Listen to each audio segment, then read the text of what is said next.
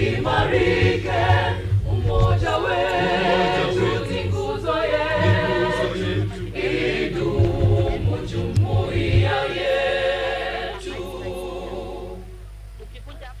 Renowned fountain of knowledge, well of learning experience, a bubbling spring of wisdom, a promise of better tomorrow. Kenya, Kenyatta, oh Kenyatta, our nation's star. Kenyatta, our nation's pride, university of our time. Kenya, Kenyatta, oh Kenyatta, our nation's star. Kenyatta, our nation's pride, university of our time.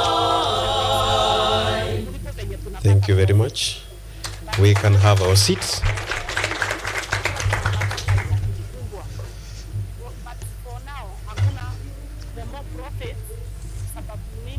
Once again, good morning to all of us. Good morning. Give your neighbor a high five. Tell them welcome to this auspicious occasion. Tell them welcome.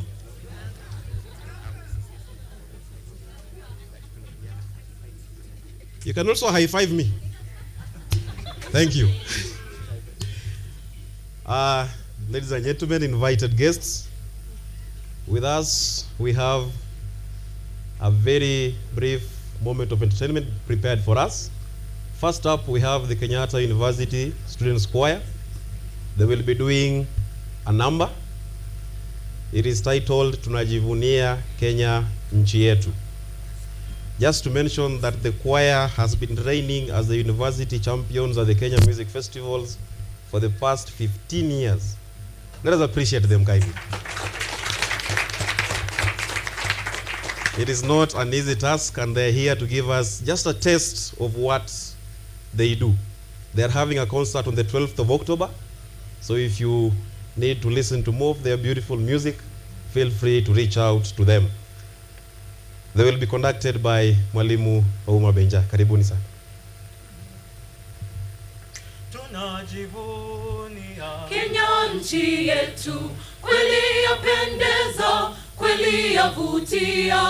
Tunajivunia Kenya nchi yetu, kweli yapendeza, kweli yavutia. Kenya nchi yangu, nitaitukuza, nitailinda maishani mwangu. Kenya nchi yangu, nitaitukuza, nitailinda maishani mwangu. Tazama porini, simba anguruma, kifaru yupale na ndege wa anga.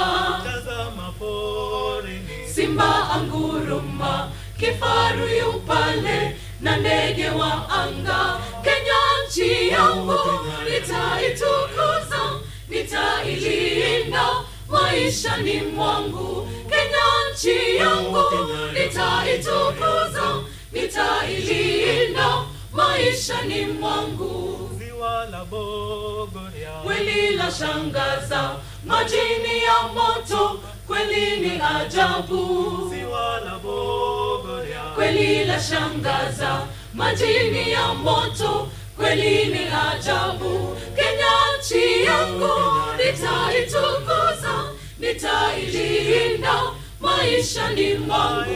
Kenya nchi yangu, nitaitukuza, nitailinda maishani mwangu. ziwa la Victoria, Linaunganisha Kenya na Uganda, Kenya na Tanzania. ziwa la Victoria, Linaunganisha Kenya na Uganda, Kenya na Tanzania. Kenya nchi yangu, nitaitukuza, nitailinda maishani mwangu. Kenya nchi yangu, nitaitukuza, nitailinda maishani mwangu. mlima wa Kenya, Ni mlima wangu, waona barafu hata jua liwake. mlima wa Kenya, ni mlima wangu, waona barafu hata jua liwake. Kenya nchi yangu, nitaitukuza, nitailinda maishani mwangu. Kenya nchi yangu, nitaitukuza, nitailinda maishani mwangu. Fika Mombasa, Mwito wa bahari, ogelea maji, jua tamu kuota. fika Mombasa, Mwito wa bahari, ogelea maji, jua tamu kuota. Kenya nchi yangu, nitaitukuza, nitailinda maishani mwangu. Kenya nchi yangu, nitaitukuza, nitailinda maishani mwangu. na wananchi Wote ni sawa tu, wapenda ugali na sukuma wiki. na wananchi Wote ni sawa tu, wapenda ugali na sukuma wiki. Kenya nchi yangu, nitaitukuza, nitailinda maishani mwangu. Kenya nchi yangu, nitaitukuza, nitailinda maishani mwangu. Kenya nchi yangu, nitaitukuza, nitailinda maishani mwangu. Kenya nchi yangu, nitaitukuza, nitailinda maishani mwangu. Round of applause. Thank you very much. That was the Kenyatta University Students Choir. Coming up next, we have the Rambolo dancers coming to us all the way from the Kenyatta University Department of Music and Dance. They will be presenting for us a contemporary dance, a medley of African songs, cultural, traditional, and also international. Ladies and gentlemen, give it up for the Rambolo dancers.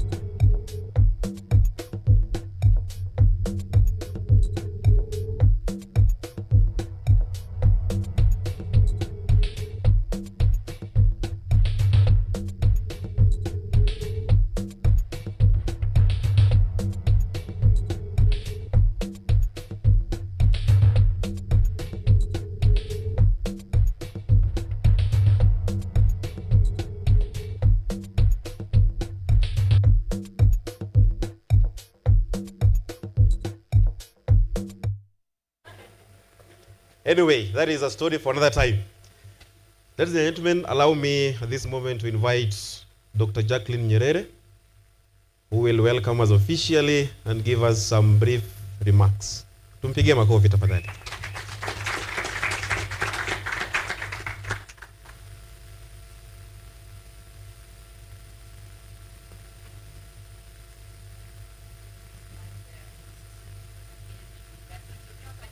So entertain. So the performances you've had this morning from our School of Music and Dance. So we nurture talent both in education as well as extracurricular. So thank you very much for that. A very warm welcome to you all, the participants of this conference. I know that besides the team here, most of us have been at this conference from Tuesday. So this is really a continuation and the very last day of this conference, but I'm happy to welcome you to Kenyatta University and to this conference as a member of the steering committee and also the chair of Climate U Network that hosts this conference. Vice Chancellor and guests invited. Today is a day that has been reserved for a policy dialogue. As you can see from the program, it's really a very light day, but a day that is dedicated to the policy dialogue. We started this meeting from Tuesday, the conference, with activities that were student-led, students' presentations and exhibitions. We did this out of recognition that part of the Transforming Universities for a Climate, for the Changing Climate project, which started in 2020, has had involvement of all stakeholders, including students. And at Kenyatta University, we established the Green Education Hub, which hosted the activities on Tuesday. And they do these activities, education activities, community service, and others just to try to participate in responding to the challenge of climate change and taking part as the university and the youth involvement in climate change. On Tuesday, we had, on Wednesday, we had workshops, and we had a total of 6 workshops, all of them dedicated to various aspects of climate change. Of course, we had mentorship workshops for early career researchers. We also had workshops involving community engagement activities, agriculture, and also greening of curriculum and campuses. Yesterday, we dedicated these to paper presentations, and we did have keynote speakers gracing the day yesterday. We had Nicola Walsh, who gave us the first keynote speech, and also Professor Jacob Kibwage. We also had a panel representing various aspects of institutions and country perspectives and action on climate change, a representation from South Africa, Oman, Kenya, and Brazil. So today we are really here to dialogue and also to interact with the policymakers to bring forth what we've been discussing through the 3 days, and also to get the space of linking the theory, academia, and policy. The panel today, the distinguished panel today, led by our Vice Chancellor, Acting Vice Chancellor, Professor Kungu, who is also our Deputy Vice Chancellor in charge of academic affairs. We have the Permanent Secretary, Higher Education, Science and Technology, represented here by David Watene. We also have representation from the Commission for University Education by the CEO and Secretary of the Commission, Professor Mike Kuria. We have a representation of Kisii University, Vice Chancellor. We have Kennedy Getange, who is representing the Kisii University, Vice Chancellor in this panel. We also have David Davison, who is joining us online. I've seen you, David, Stephen online. He is joining us as the Higher Educational Lead, UNFCCC Climate Champions Team. And we also have Rupert Kobshle, who is the Regional Education and Early Childhood Development Advisor at the Aga Khan Foundation. The session is moderated by Rosiana Lagi, who is present here. So this is the panel that is going to present to us and whose day is dedicated today. We really look forward to the interactions. For those who may not have interacted closely with the Climate U project, we started this project in 2020 as a project involving 13 universities in Kenya, Fiji, Brazil, and the UK, with the University College London leading the project.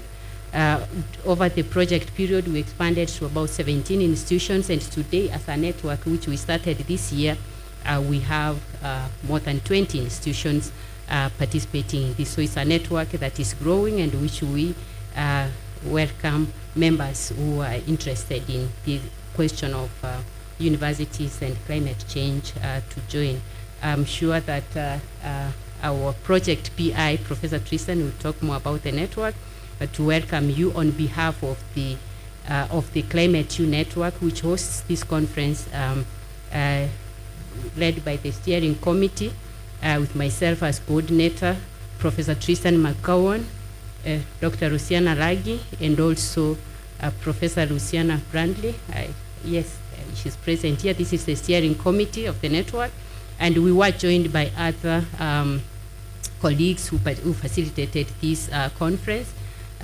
Amanda Salva, she's in Hamburg at the moment, and also Charlotte Nasi, who is at Leeds University. Locally, we have our researchers at the Green Education Hub, Dr. Wilson Mutuma, whom you've been seeing around, and also Purity Muthoni, as well as Godwin Opinde here. We have Jedida Muli and Anna Bula, who is traveling at the moment. So this is the team that has organized and brought this conference here. We are proud to be the first host of the network conference at Kenyatta University, and we look forward to continuing to collaborate and to interact. Allow me now to welcome Professor Tristan to also just give a brief highlight of the network.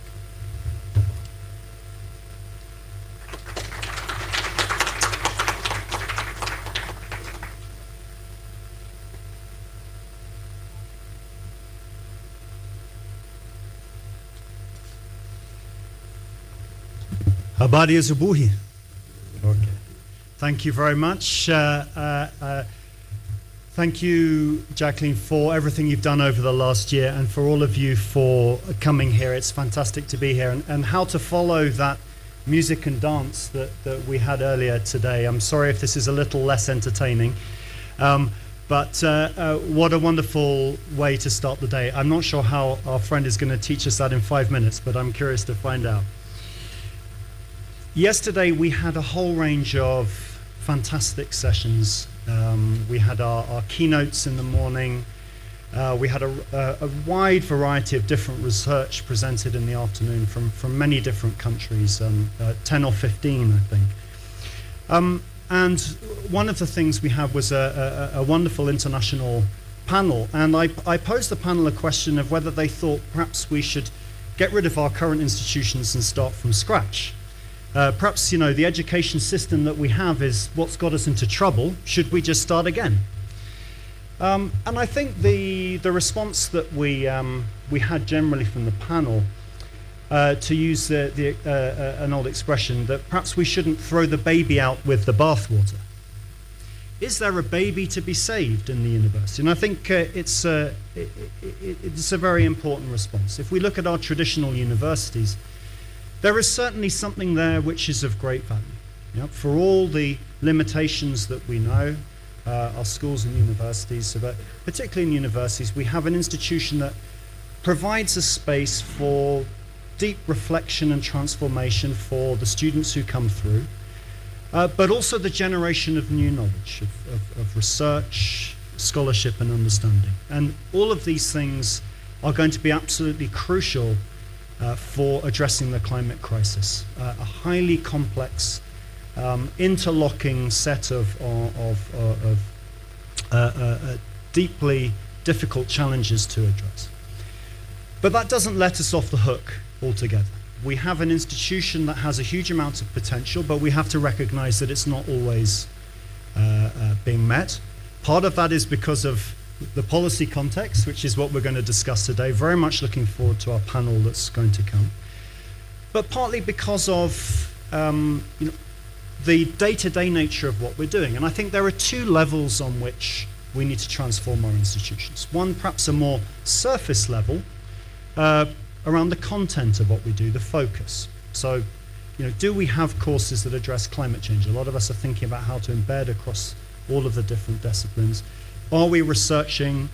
Is it part of our the estates and management and governance of an institution? So that's the content level. But there is also a deeper level at which we need to transform.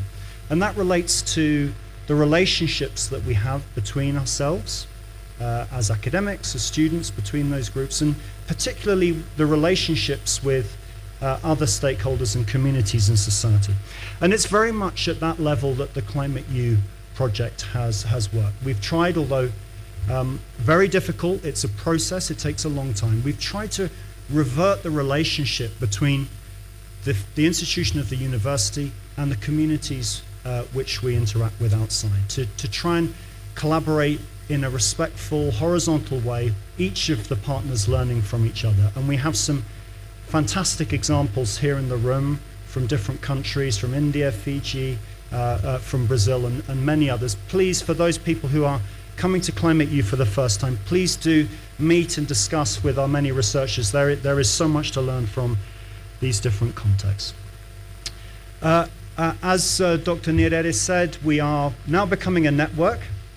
I led the original project that went from 2020 to 2024. Now we have an international network which spans 5 continents. We have 10 countries represented at the moment and 23 institutions, most of which are universities, but we also have an international university network, the Association of Commonwealth Universities, and we have 2 NGOs as well. We're very keen to expand, so we welcome new members, and we have a rotating chair. So this year it has been absolutely fantastic to be led by Kenyatta University. Next year we're moving to the Federal University of Paraná in Brazil, and collaboration from many Brazilian colleagues there. And it's an exciting prospect. So please do join with us in that work. There's a huge amount to do. It's an uphill struggle that we have for all of humanity. But I feel very heartened from this meeting that we've had in the last few days, that with the friendships that's been built and the open debate and the possibilities for working together in the future period. Thank you very much.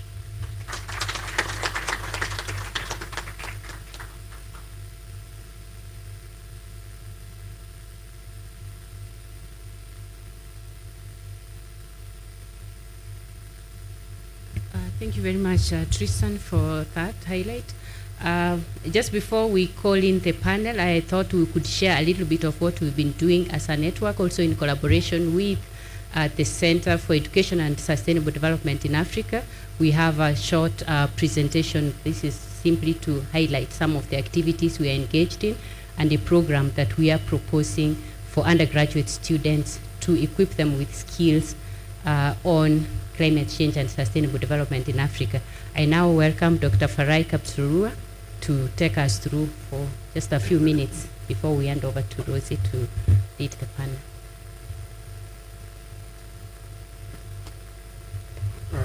Thank you, Jacqueline. Good morning, colleagues. It's been a pleasure interacting and engaging with many of you these past few days as part of the Climate U conference. As Jacqueline indicated, we have been engaging with several stakeholders, both on the continent and across the world, on exploring what other ways can we identify to support students across disciplines at many of our African universities to be informed and also to enable them to engage on the issue of climate change. With that, we have been working to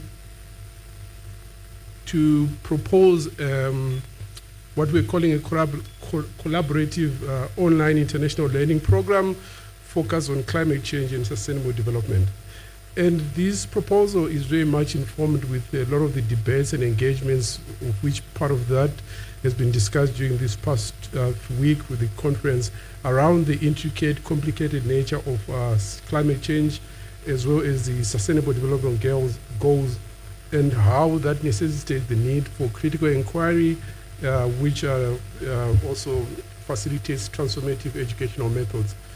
Therefore, as a result, we think, as Tristan has indicated also just now, I think there's possibility that, or consideration for a more radical social learning, which is centered on transformation in relation to sustainability concerns and challenges which are linked to learning and pedagogy. And in regard to this, and in line with this, there are a lot of discussions around, am I not audible? Okay, thank you. There's been discussions around the education for sustainable development concept, of which there are many initiatives which are linked to this concept, which started, for example, between 2005 to 2014, which was referred to as the decade of education for sustainable development. These issues of sustainable development are also very prevalent in our continental education strategy for Africa, promoted by the African Union.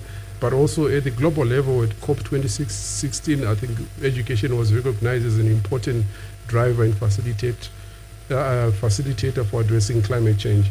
So within the context of this, I think we thought it was very important for us to initiate something to address climate change and engage our youth and young people, or to support them. So that's where we came up with the idea. And one of the reasoning why we think it's very important for us to have an education for sustainable development and climate change education program on the continent. This is not very clear, but a lot of the work that has been done across the world on these issues, a lot of it has been mostly in the so-called global north. As you can see on the map here, a lot of the work that is being done on Africa is very much gray, which means there's very much inactivity on these issues around education for sustainable development and climate change. So I think there's a real need and motivation and justification for us to have something of that nature. I think also the continent itself is as many of you have experienced watching the news, we are experiencing a lot of these complex weather-related climate change issues which are impacting across society. So there's a need for us to enlighten and engage with our young people on how to address some of these issues. But also then, why do we need a COU? I think there have lots of studies which have been done across many of the higher education institutions. For example, an Afrobarometer survey which was conducted for over 44,000 respondents indicated that climate literacy rate was at close to 37% across the African continent, whereas in Europe and the global north it's over 80%. But also there's other studies which also indicated the value and importance that students on the continent place on climate change. Therefore, this is why, in essence, we are promoting this idea of collaborative online learning on climate change and sustainable development, which initiated from some work that we are doing the past 10 years around a master's program for education for sustainable development, which was coordinated and implemented by 8 partner universities on the continent.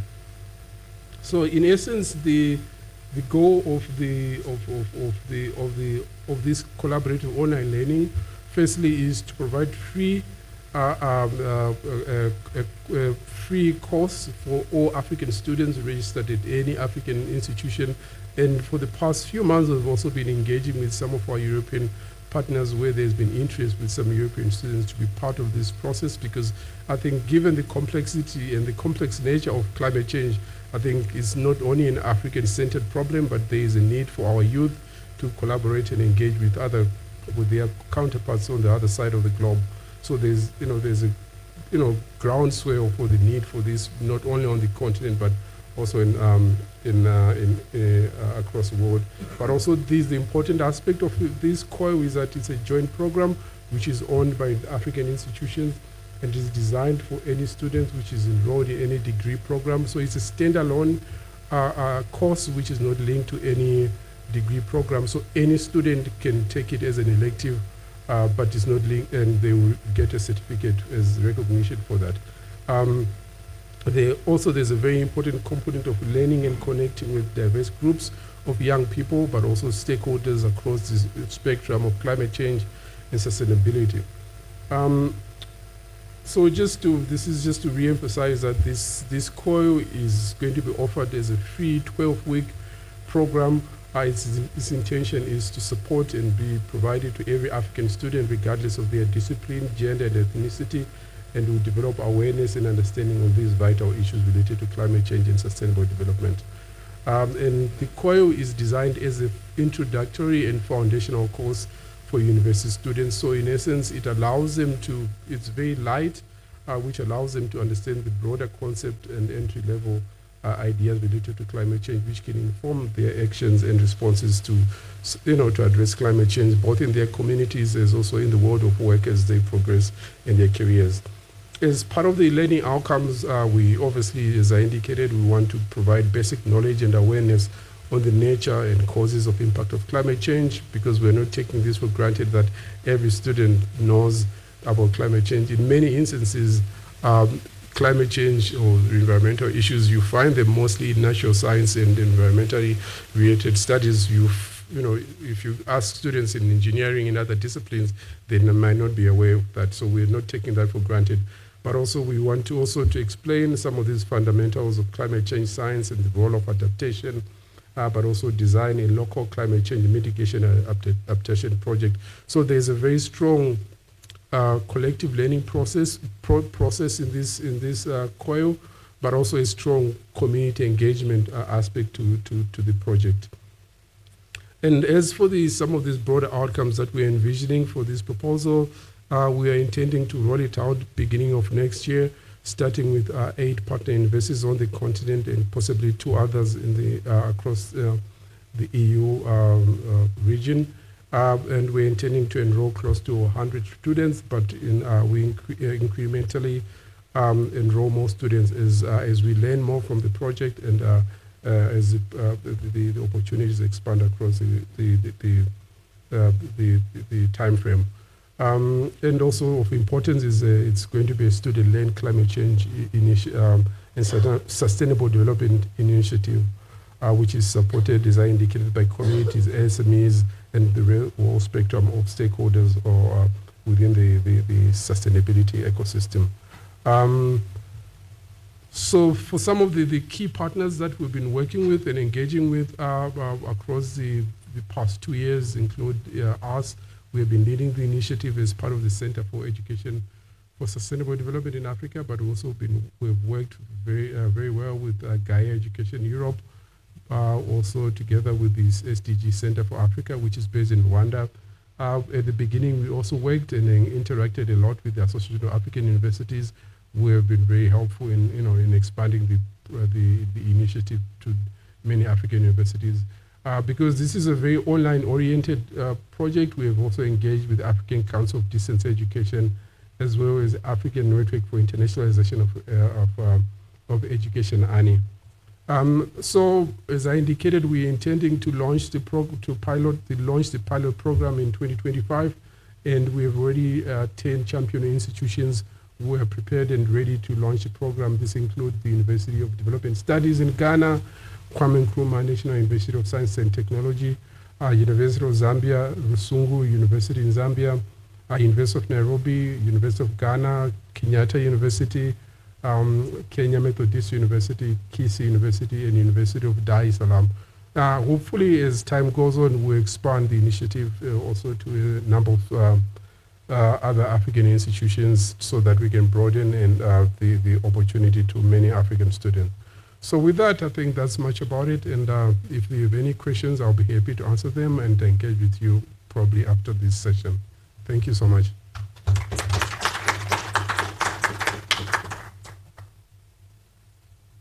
Thank you.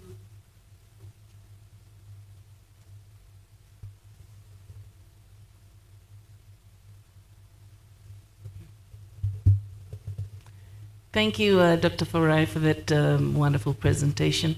Throughout the week, it's wonderful to see the different works that's been happening around the world, and seeing especially the work done by higher education institutions. And congratulations to the universities in Africa for the new program that's going to be piloted next year. And Fiji is also looking forward to partnering with you if need be. And now we will go straight into our panel discussion. I like it to be relaxing and very interactive. So instead of me introducing the panelists, I'm going to ask them to introduce themselves first.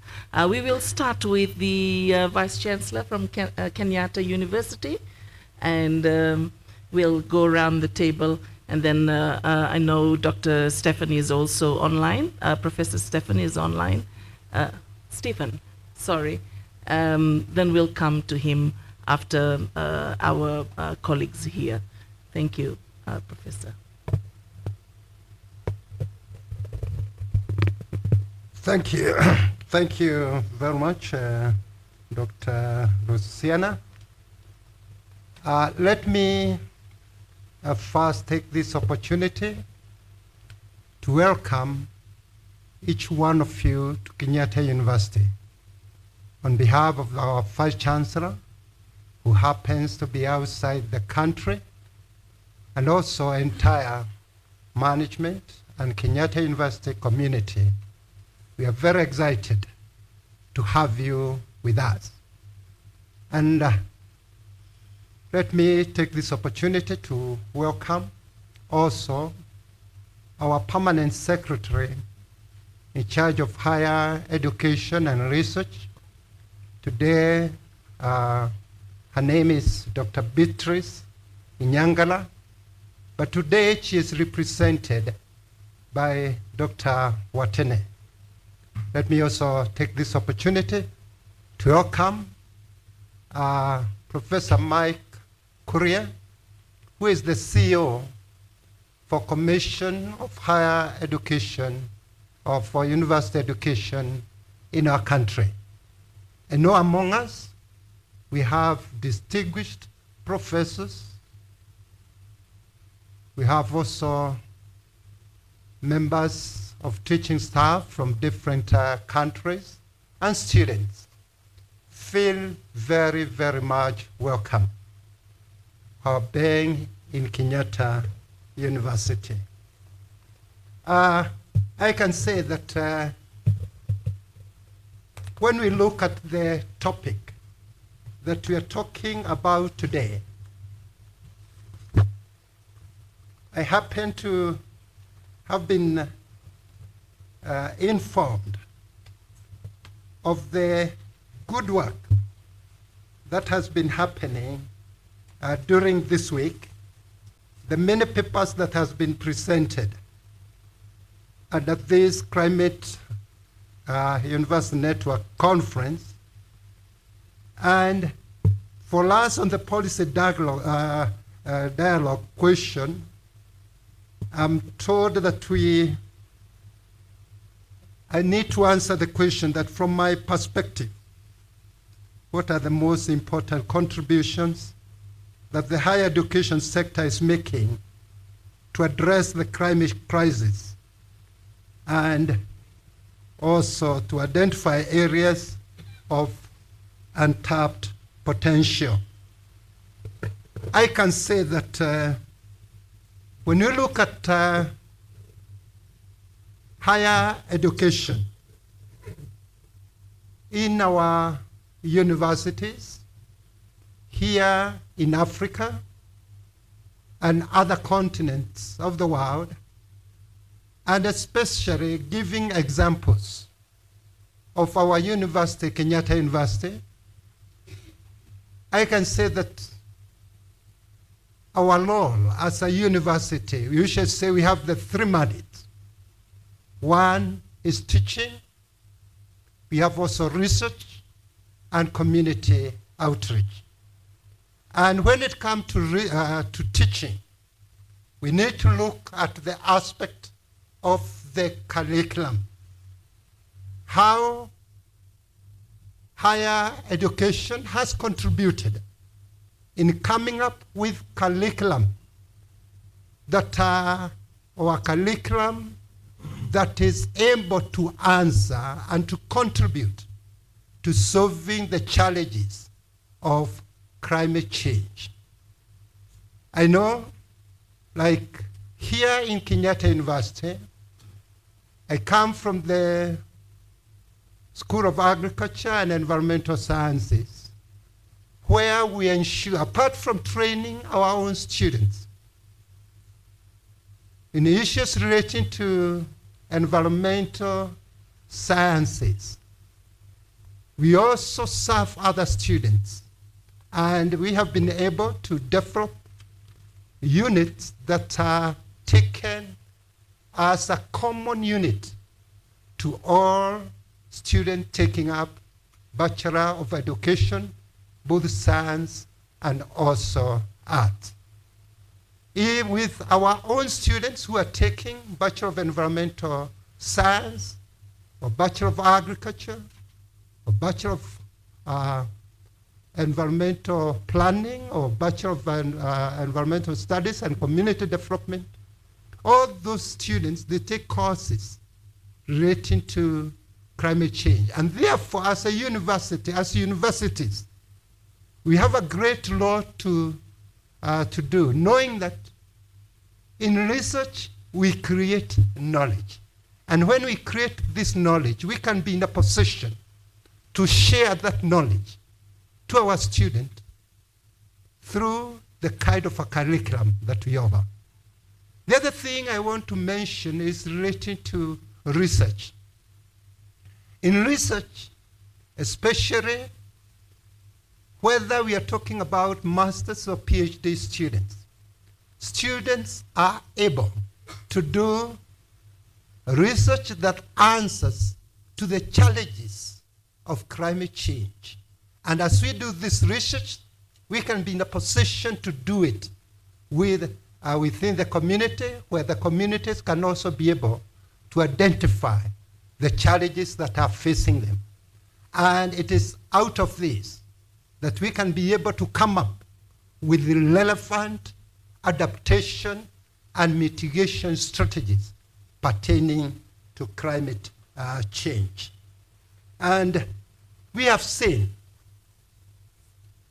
research answering so much to different communities, whether we are talking about the pastoralists, whether we are talking about people doing the fisheries, whether we are talking about agriculturists.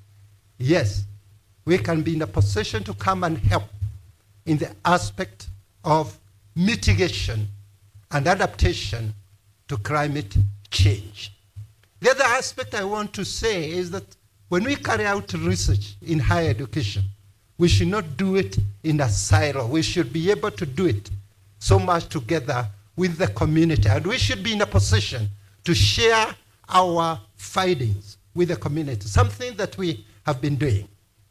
I remember a case where I took my students to Nakuru. These were master students. And when we went to for the field trip, we were visiting some farmers.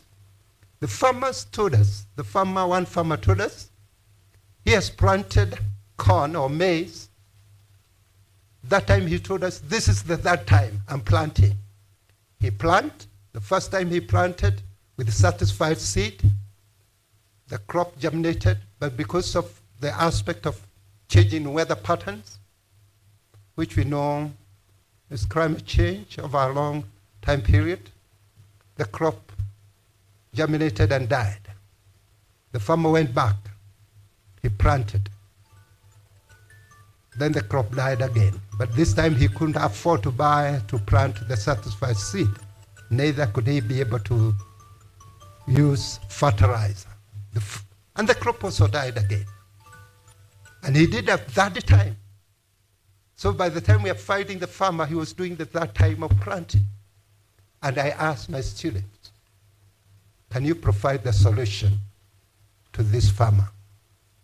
And it was very, very interesting seeing the different adaptation strategy the student came up with for the farmer, telling the farmer, changing the kind of crop that he is planting at that particular time, going for root crops and others. So I'm saying, when we work with the community, we can be in a position to solve the challenges of the climate change.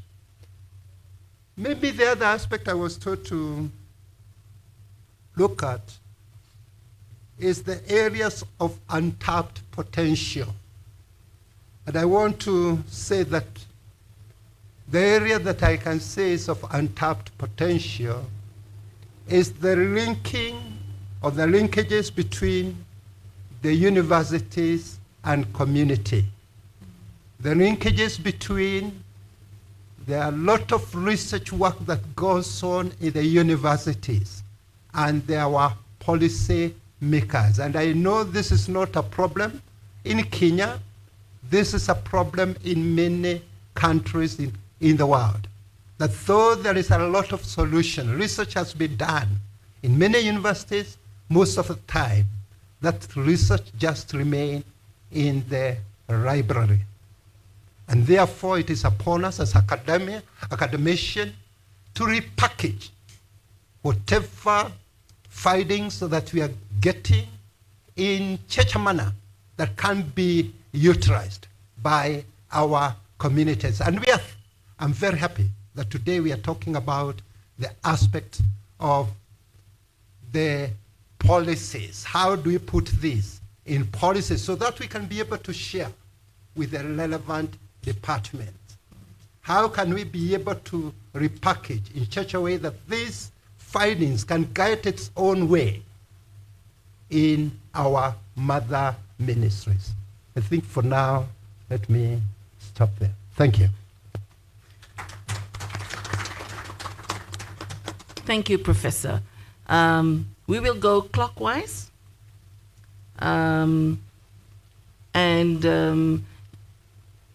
You'll introduce yourself now because of time.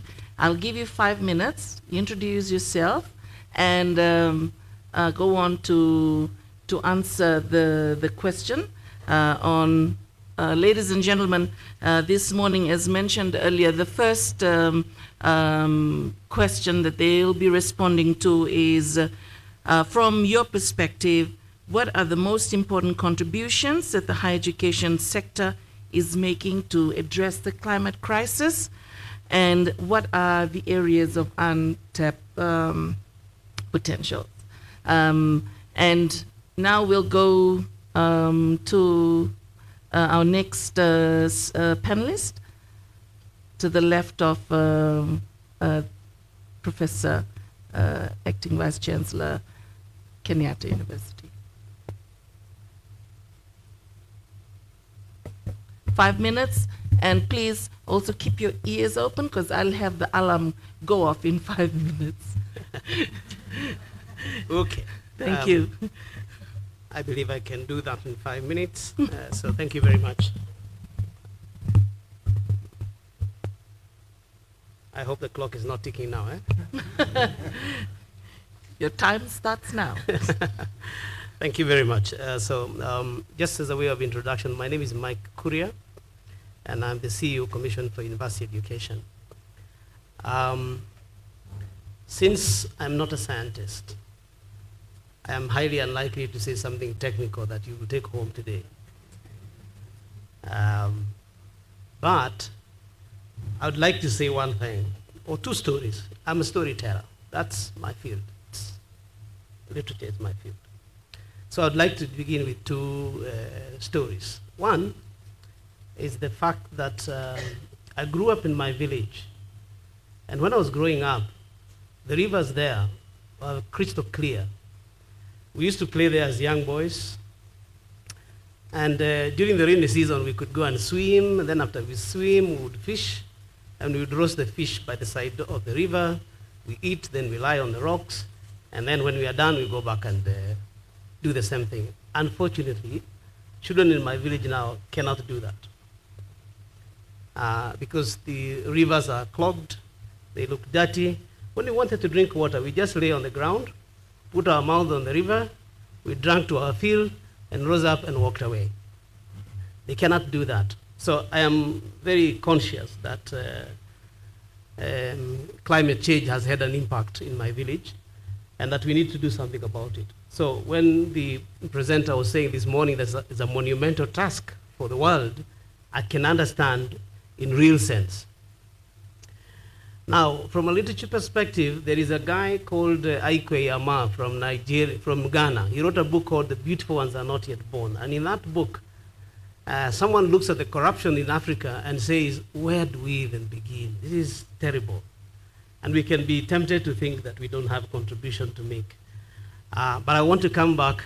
2 days ago, I was listening to Ngugi wa Thiong'o. Ngugi wa Thiong'o is one of the best writers in this country. Well, I don't want to say best, but the most famous. It's up to you to decide whether he's one of the best. But he's the most famous. He's the one who has been taunted to win the Nobel Prize a number of times. And he was talking, and he said, the worst kind of slavery is mental slavery. And especially if that slavery tells you that you cannot be able to do some things, and you believe that on your own you can never do anything. And he said, we need to get to that place where we say, yes, there is something we can do about it, and we can achieve it, with or without assistance. In other words, we can plan. If we get people to work with us, that's great. But if we don't get people to work with, we shall do it, and we can deliver. I think Barack Obama won the elections because of that particular phrase. Instead of saying we can't, he said, yes, we can. And I'm thinking that we need to get that level where we say, yes, we can. Having said that, then I bring you back to Nobel Peace Prize winner in this country called Wangari Maathai. And she gave a story, and she said the story of the hummingbird. And she was giving us, I think every one of you, you must know that story. If you don't, then I'm not sure that I want, no, let me not say that. But that story of the hummingbird, this little bird, there was a fire in the forest, and it would just go and get a little bit of water and come and drop it. And I'm thinking that we need to get every one of us to a place where we see ourselves capable of making our hummingbird contribution to climate change. And when we get that commitment, then we can do something about it.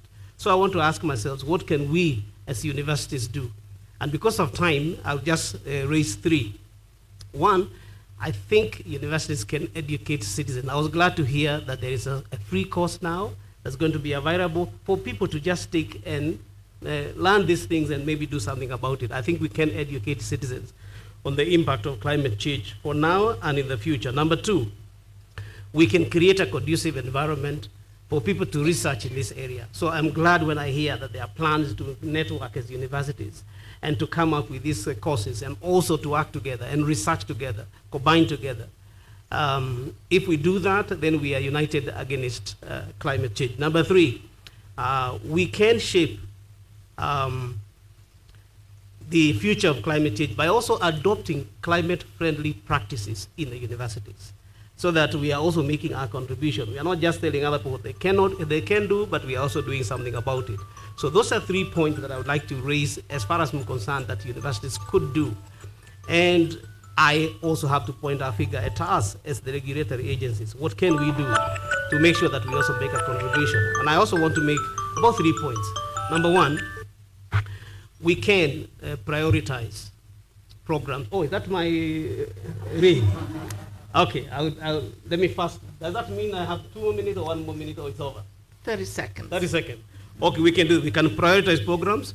We can revise standards and guidelines to accommodate climate change-friendly policies. We can reward universities that adopt climate-friendly policies, like recycling, things like that. We can reward them. And finally, we can also prepare advisory. One of our responsibilities as regulatory agencies is to prepare advisory for government. And we can look at what's happening. I think you can work with us as experts in that area. You give us the technical advice, we prepare those advisories, and we deliver them to our good friends who are here in the ministry and see whether we can have some friendly policies related to climate change. Thank you very much. Thank you, Professor. Now we will move on to Professor Stephen online, and then we'll come back to the room. Can you hear me? Am I on?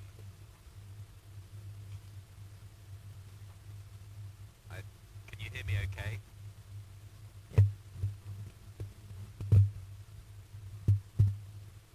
Hello? Can you hear me okay? We can't hear you. Sorry. Brilliant. Okay, I'm going to... Yeah, now we can hear you, but could you put up the volume, please, on your end? Okay. Gentlemen? Technology. So, can you hear me now?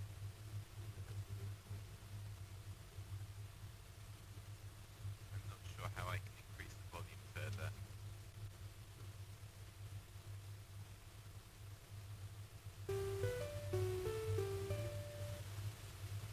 Shall I start talking? Sorry, can you give me some indication?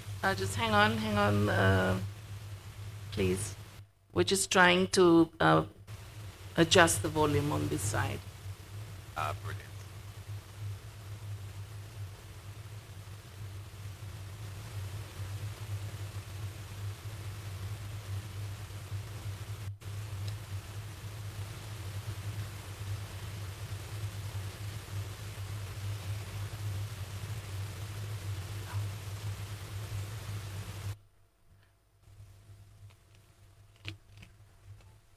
Maybe put a mic.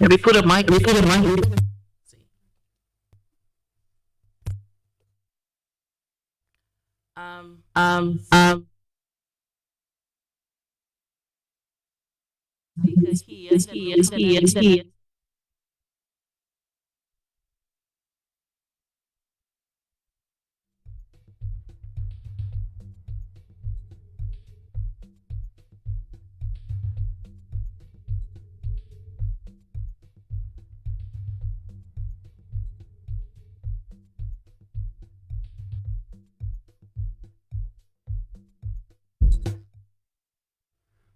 Maybe you'll add me 1 minute because I'm representing the PS and I need to say something just before I go to what I would like to say. Sure.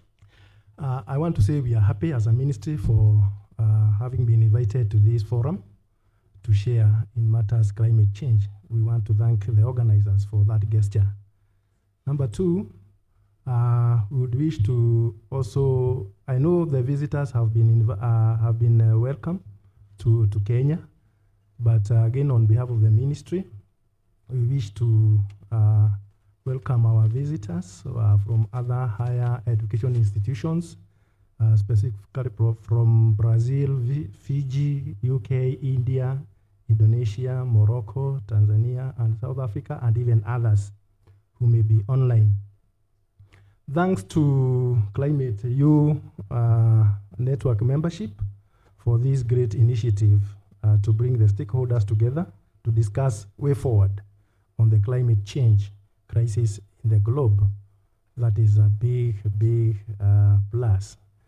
Our Kenyan universities, and in particular Kenyatta University, VC and your team, for the great work of hosting this event. You have made us proud and we want to congratulate you for that. Thank you. My name is Dr. David Watene. I'm Director of Education in the State Department for Higher Education and Research in the ministry. I'm here today to represent my PS, Dr. Beatrice Inyangala, who is engaged in other official activities. To answer what we are discussing today on this theme, higher education and climate change, climate crisis, sorry. I want us to imagine why it has come to this. We have been imagining our environment right from the time of creation. With all the things that were put there for us, we are today now discussing climate change when we ourselves have been the real persecutors of this environment. I don't want to go into detail about the human activities that have caused these things, but interestingly, I want to believe that some of the activities that have caused this climate change are activities we have engaged in the course of even wanting to make our lives better, but we don't, or we didn't realize that we are damaging the environment altogether. Imagine the pursuit for luxurious commodities that has necessitated the cropping up of industries. These industries are the same industries that are burning what we call fossil fuels, and the gases that are emitted are the ones that have become a big challenge to our environment. Also, the steady destruction of habitats brought about by rapid changes in the major factors like temperature, water, and even the air quality. All these are causes. Let me go to the contribution of the higher education subsector in mitigating this climate change. For us as a ministry, ours is policy, mostly, and I'm happy that my colleagues here, some of my colleagues here are implementers.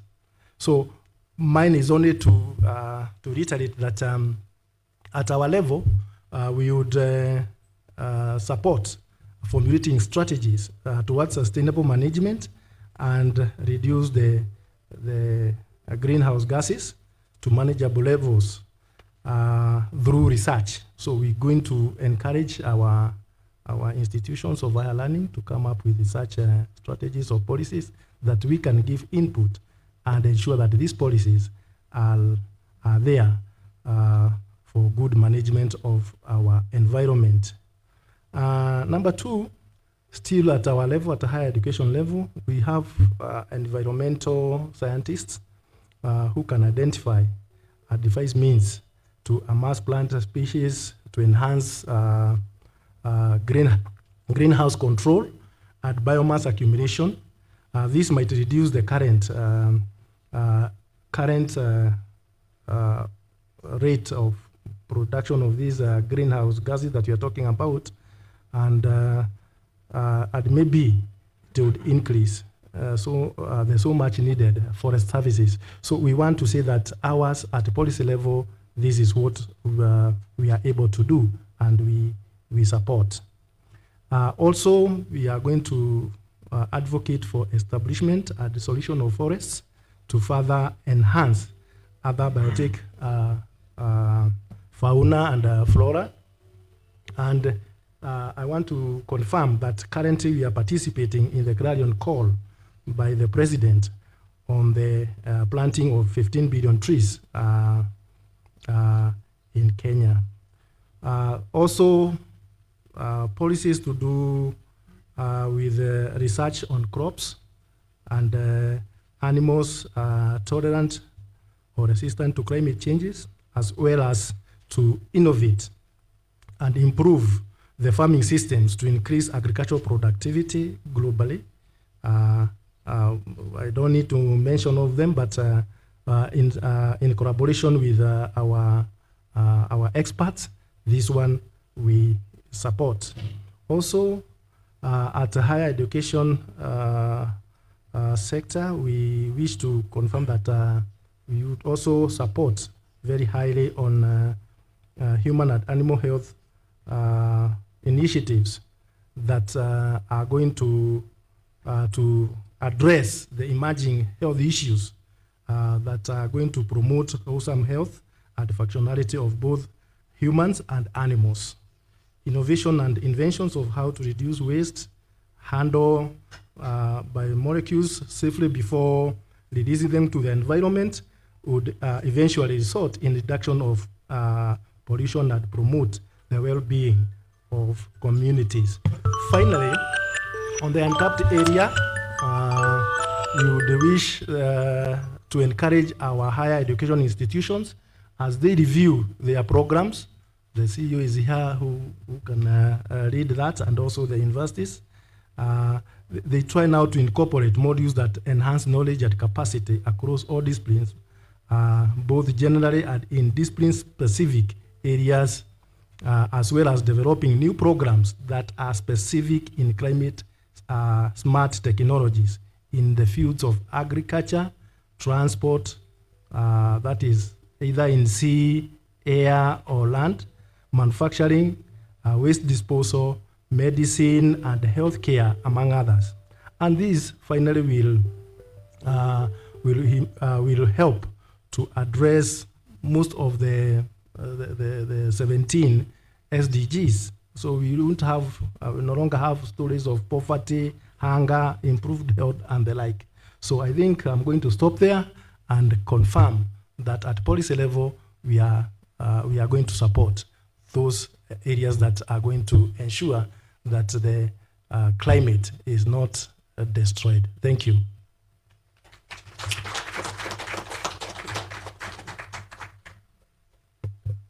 Thank you, Dr. Natene.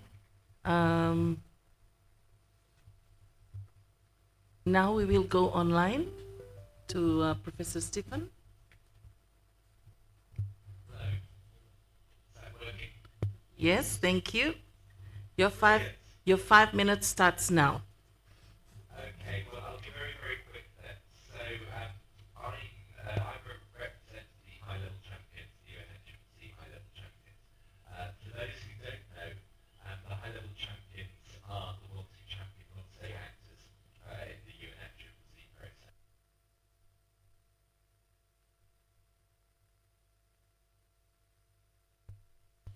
This puts me in an interesting place because I have two hats. I have my role at the University of Cambridge, where I direct the strategy for Cambridge Zero, which is the cross-cutting initiative, and then my job is almost to be like a kind of broker, to try and get universities as institutions to engage with this process.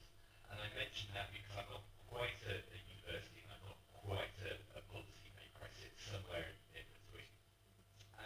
Now, in terms of how higher education can address the climate challenge, I mean, that's such a big question, but I'd like to draw your attention to some comments that the Secretary General of UN made earlier this week. And he talked a little bit about climate change being the big existential challenge at that time, something that he's reiterated many times before. But he mentioned two things that give him hope. And those are sort of technological evolution, the fact that technology is changing to such an extent that the economics around climate change are changing. And so it's not just the right thing to do, but it's the financially viable thing to do. The second thing that gives him hope is around youth leadership. And the fact that we have a generation coming through who are really pushing for change. They understand that it's their lives and their futures online here, and this is something that the Secretary General is incredibly impacted and affected by. And I mention these things because both of those, universities through their knowledge generation and their knowledge dissemination are kind of responsible for those things. Those things that we are really driving. Saying that, if I'm looking at where we have had the greatest impact just in terms of the policy area, the international policy area, it's actually with the evidence base. We're the ones who have created and developed the science that underpins everything that goes on at COP and through the UNFCCC process and through the IPCC, this amazing, incredible, international source of evidence synthesis. And that comes from academics, that comes from universities, and that's something we need to be really proud of.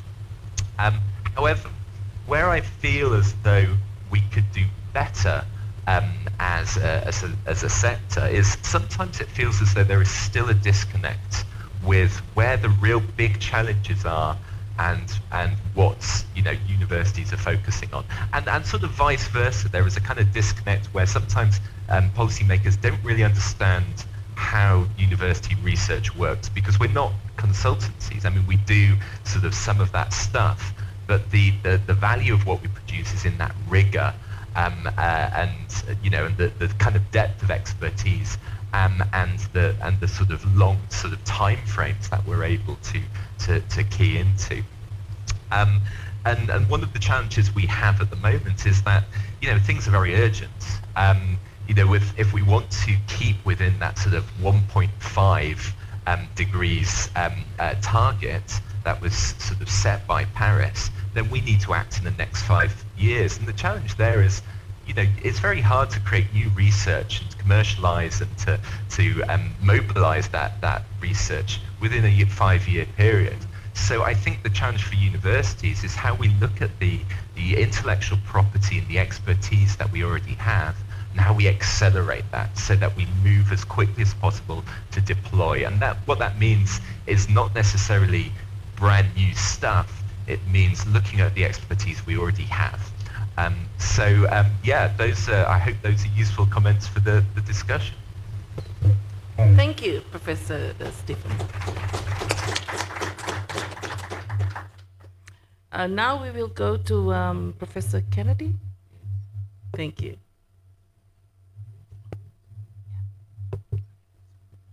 Okay, thank you. Professor Kennedy Getange from Kisii University, representing the Vice Chancellor at Kisii University. And I'd like to mention this, that this issue of climate change is quite relevant to, is it okay? Okay, it's quite relevant, and there is a crisis. That one, we accept there is a crisis, and as universities trying to address this issue, first, our experiences may be more or less the same like the one in Kenyatta University, whereby we need to use education in terms of sensitization, advocacy, and even activism, so that the idea of climate change is brought up. The second aspect, which has also been mentioned, is about a curriculum and curriculum reforms. I think in Kisii University, we have engaged ourselves in discussions. I think like Kenyatta, they have gone ahead. They have a common unit in climate change. We have developed a program for undergraduate and also postgraduate. We are working on a postgraduate program which will address the issue of climate change. And another area, I think higher education can contribute this, is that research should inform policy. From research, we get to policy, so that for the policies to be applicable, they must be well informed from research. So the universities can be able to undertake research which can inform policy. Universities can also develop in-service programs or short programs which can be sensitize people on the issues of climate change. Besides, you can have workshops, seminars, and conferences which can discuss issues of climate change. I think the areas of untapped potential, especially in rural areas, there is, we need to address the aspect of literacy in terms of climate change. In rural areas, where the impacts of climate change are felt most, needs to be addressed. Another aspect is that there is a limitation in terms of our approach to handling issues of mitigating climate change. Where I come from, it has been limited to tree planting as the most effective way of, mitigating climate change.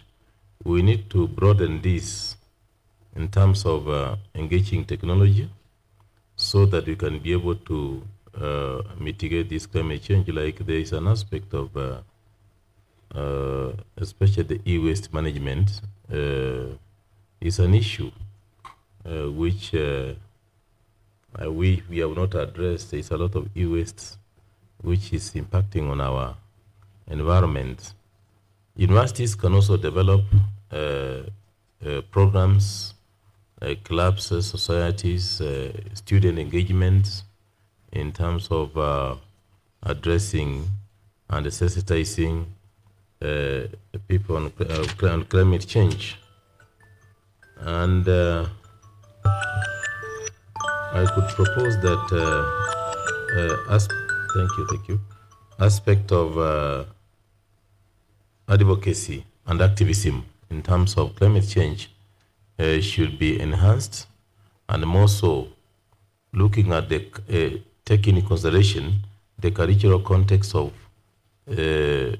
people, especially even from the rural areas. So we need to do more research on how we be able to approach it. Thank you so much.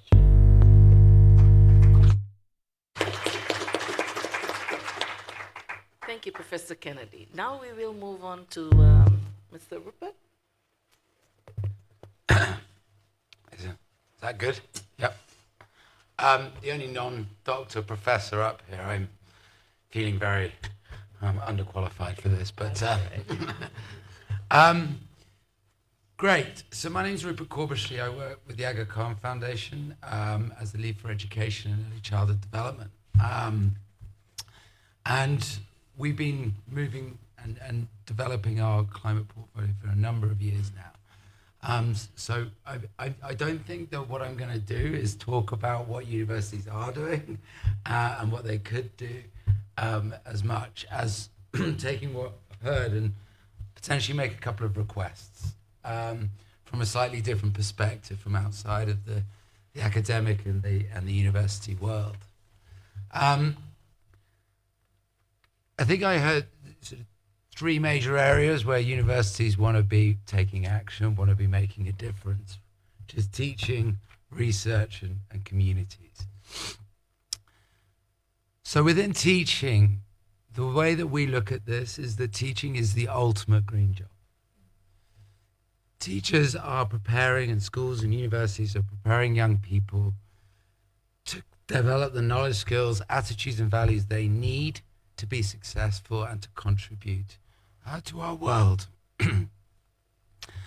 And so it is a demand that we do this. Now, I like stories as well. I'm not going to say I'm as good a storyteller, but you know, when I was at school, you know, learning about ICT and technology, as you've just said, was a separate discipline. I wandered into a lab 30 minutes a week and all the rest of it. So I emerged, and my first essay that I wrote at university, I wrote with pen and paper. I had no idea of the expectation to use a computer, and I had no skills to do it.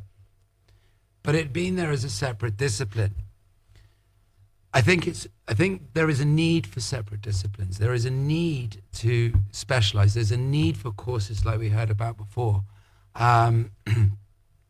before this session. There is a need for that. But how do we now move to where ICT is in many countries around the world, where it is an active support for holistic learning? How is the environment a partner to teachers to support holistic learning?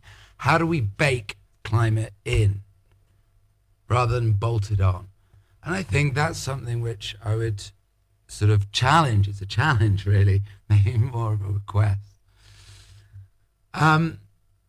I think the second one really, therefore, then is moving towards the research component.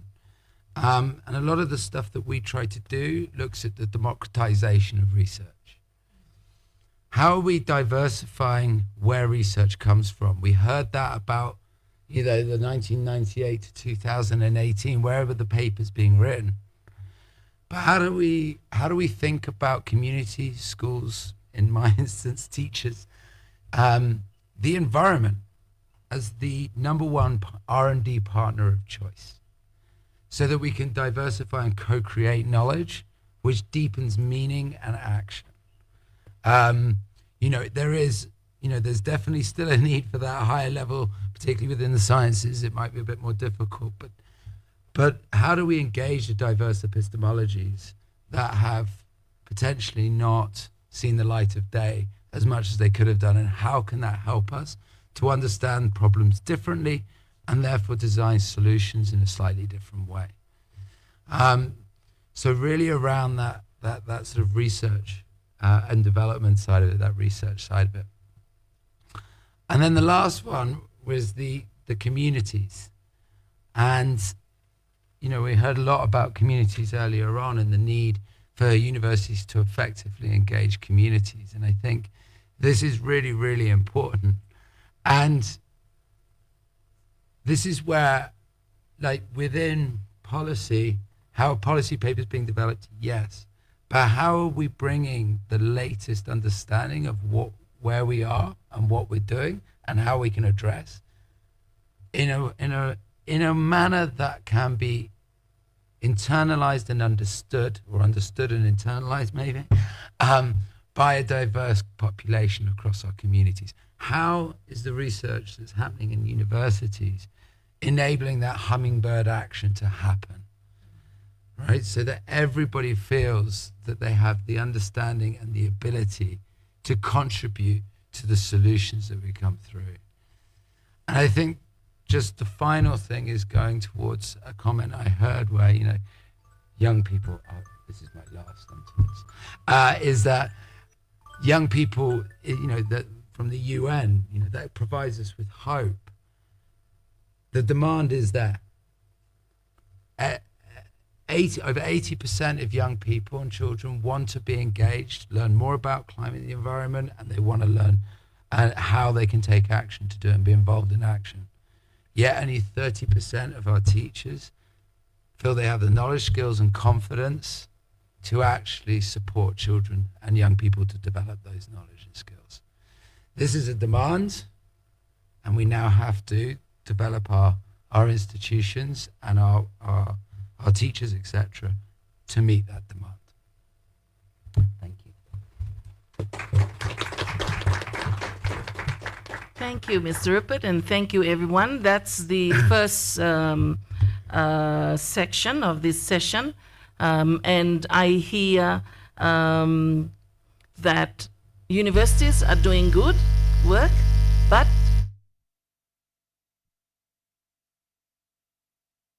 and I hear curriculum reform, relevant and contextualized, and that it also provides relevant intervention to the specific areas and specific areas of need. I also hear climate literacy across, and in saying that, through climate literacy, there's climate justice. Therefore, the need to repack climate change knowledge that's available and repack it in language that is able to inform, empower, and also build capacity across, from early childhood, across the population, from early childhood right through to the different sections in society, meaning our communities as well in the remotest parts of the world. So having a more inclusive engagement as well as inclusive intervention for climate change. Now we will go to the next part of this session, where I'm going to be asking the panelists. First, I'm going to ask the educators of the vice chancellors and vice chancellor represent to respond to the question on what are you looking for from government in terms of policy making. So we will start with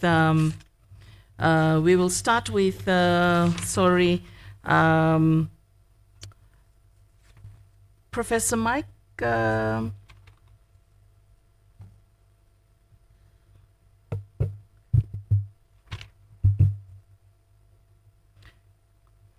Sorry, I think Vice Chancellor, Acting Vice Chancellor, Kenyatta University. Sorry, we'll start with you. Okay.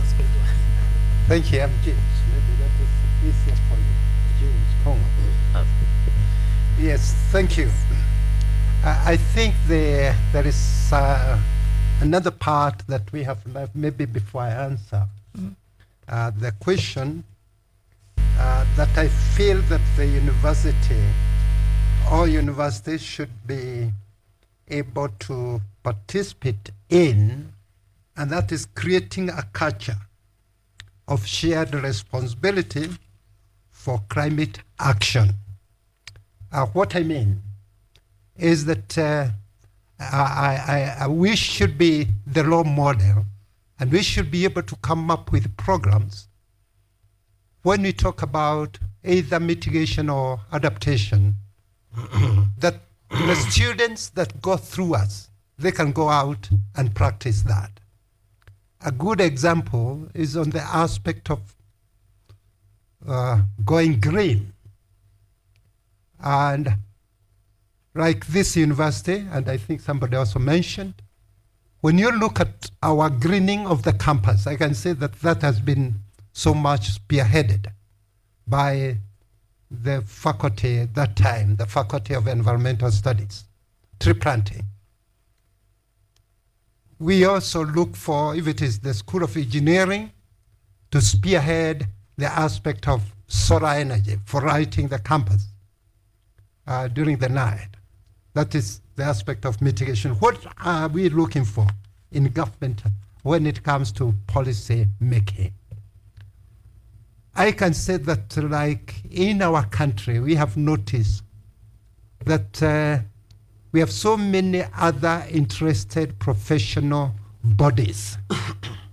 And sometimes what is required, I know Professor Kuria has been doing a lot to ensure that some of these professional bodies are not interfering so much with the universities teaching. Because the curriculum, like now, what I feel is that our curriculum, sometimes you are not in a position to deliver all what you want because of some restrictions that may be there from the government. The other thing that we are looking for as a university is for more collaboration. I know it is already there, but we need more collaboration between the university and the government. I happen to have studied in Southeast Asia, the University of Philippines, Los Banos. And I noticed that in that university, most of the time, when the government was, and I think those of you who come from Southeast Asia, there is a lot of involvement of the university as a university in the coming up with government policies. Unlike our case, where most of the time the involvement is at the individual level. So I think if the government, when it comes to the policies, can be able to involve the university as a university, then I think that will be very good as far as moving forward is concerned. I'm saying, I know universities are still involved, but we are saying rather than involving individuals, if we are involving the universities, it will be quite good.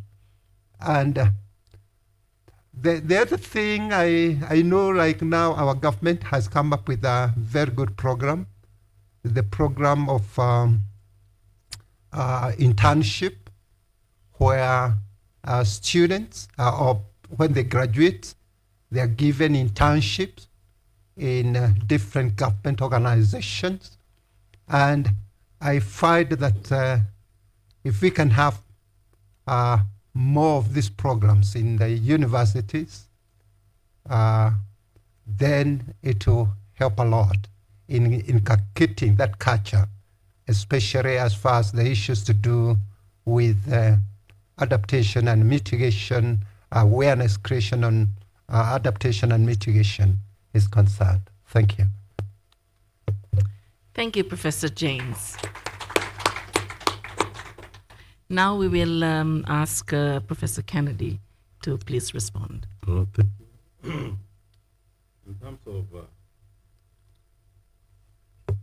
In terms of what we may require from the government, in policy making, first and foremost, I think we need that goodwill from the government, the recognition and the goodwill from the government that the universities are key stakeholders in this crisis of the climate, so that they could be able to empower the universities to and recognize them, the efforts in terms of addressing this issue. Number two, definitely when you're doing research, and I think many of the universities in this country have there's a challenge of resources to undertake research. Some of these researches require enormous resources, and I think the government can support the universities so that they can be able to provide resources to undertake research. Another thing which the government can assist universities is to hasten the process of accreditation of some of these programs, and I think the COQ is here, so that some of these programs, once they're developed, they can be quickly be accredited and then implemented in the universities. And finally, I think the government can assist in terms of enforcement of the policies once created. They can assist to enforce these policies, which can mitigate against climate change. Thank you so much. Thank you. Now we will go to the policy makers, and we'll ask them to respond to what do they expect higher education institutions in implementing policies that they create or develop. We'll start online. Let's go online to Professor Stephen and hear his response. Thank you. I'm not sure if how well suited I am to answer this question, because I feel almost though I want to talk on behalf of universities here, because actually what's needed, and I think what was just mentioned there, is opportunities for interaction and dialogue. And I think sometimes the conversation can be a bit transactional. It's almost like, policymakers have a problem. What can universities do to solve it? And that comes with a number of different issues with it. One of which is that, universities don't necessarily work like that. And a part of the value is actually understanding the problem. But also there is this assumption that this is a kind of something that universities can provide for free as well. There's often this issue where there's just a kind of lack of resources for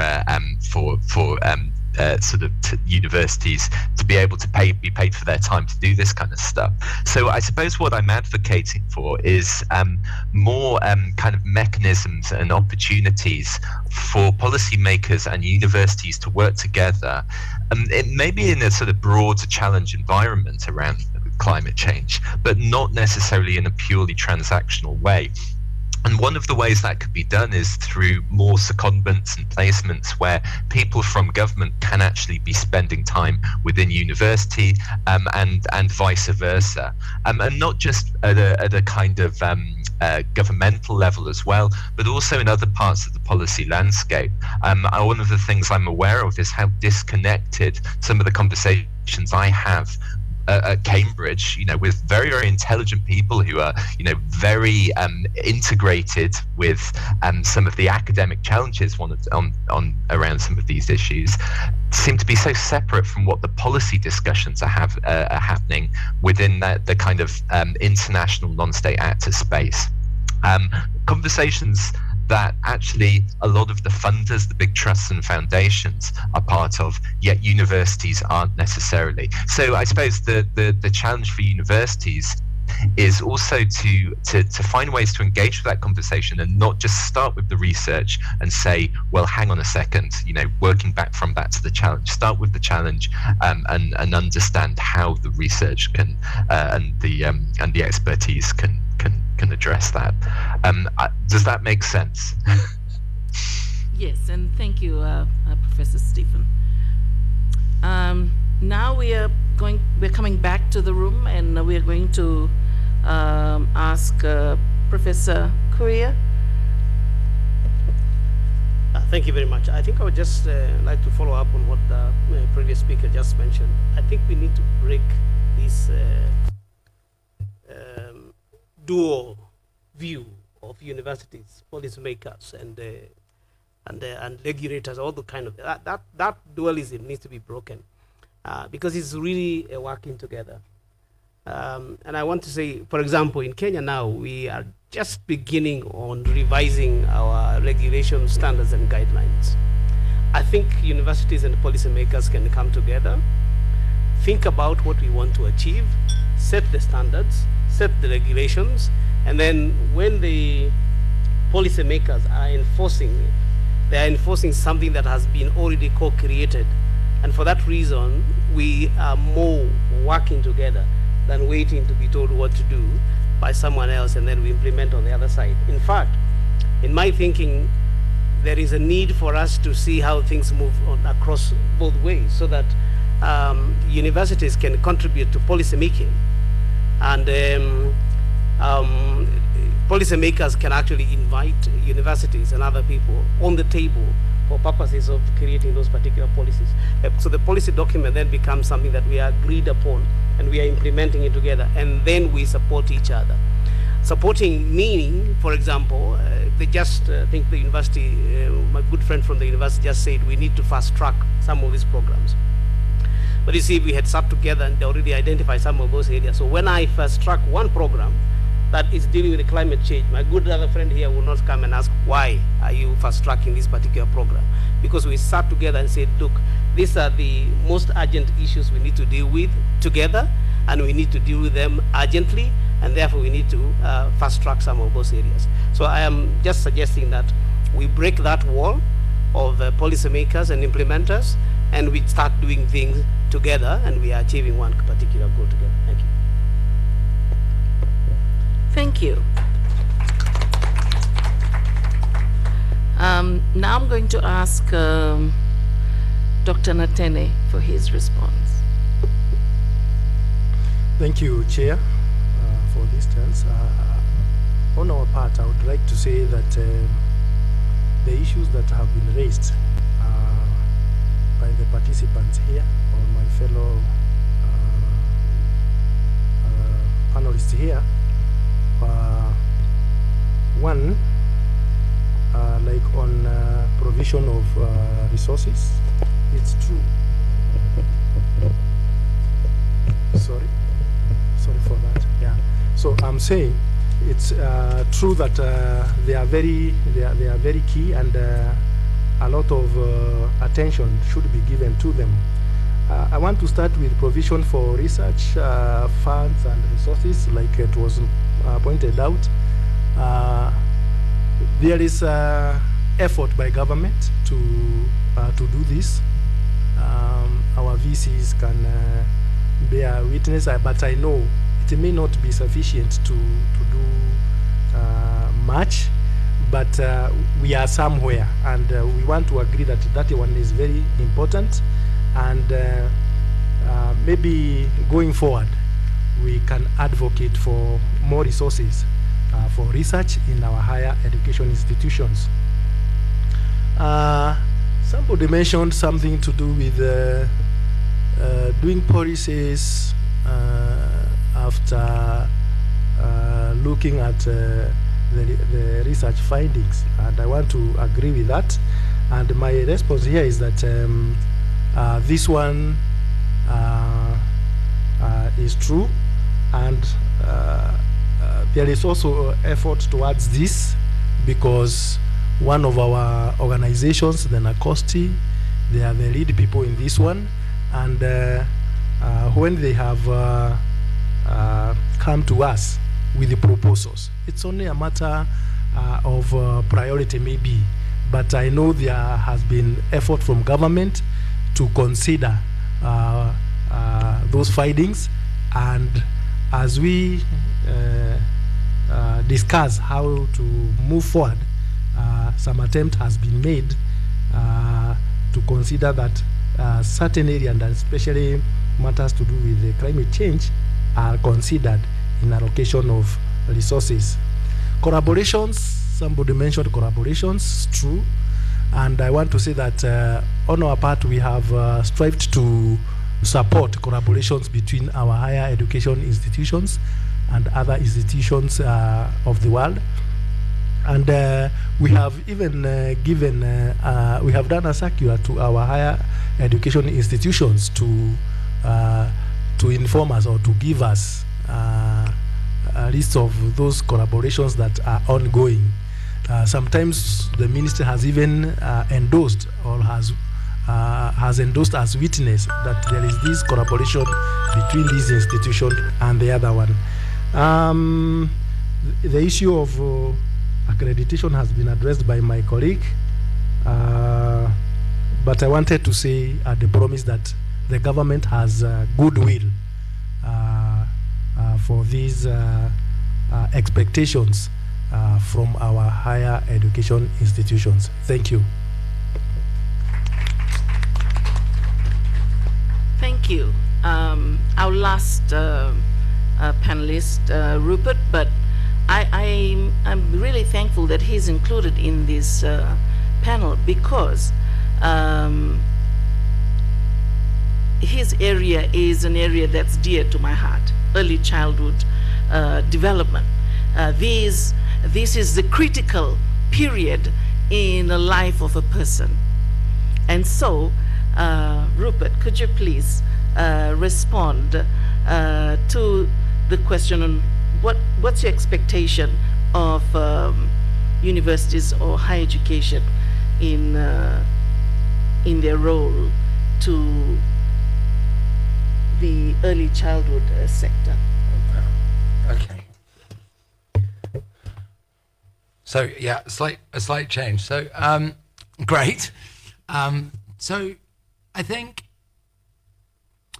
going to this one is the, I think what's been mentioned a couple of times, breaking down this wall, collaborating, speaking together, resetting expectations. And I think in all of this is the importance of language and speaking the same language. And I think when we're coming into areas of that are complicated, you know, climate science is not easy. It is contested. You know, there are new and emerging terminologies that you know, we all have to update our dictionary every couple of weeks, and luckily UNDP did that for us a couple of days ago, but you know, that's going to be out of date in a couple of weeks' time again. So how are we speaking the same language so that we can you know, so we can actually move the narrative forwards together? I mean, when it comes to early childhood development, I think whenever I walk into a room, I need to actually understand, or even ask at times, what somebody means by early childhood development. If you're more health focused, it normally means 0 to 3. If you're more education focused, it's normally more 4 to 6.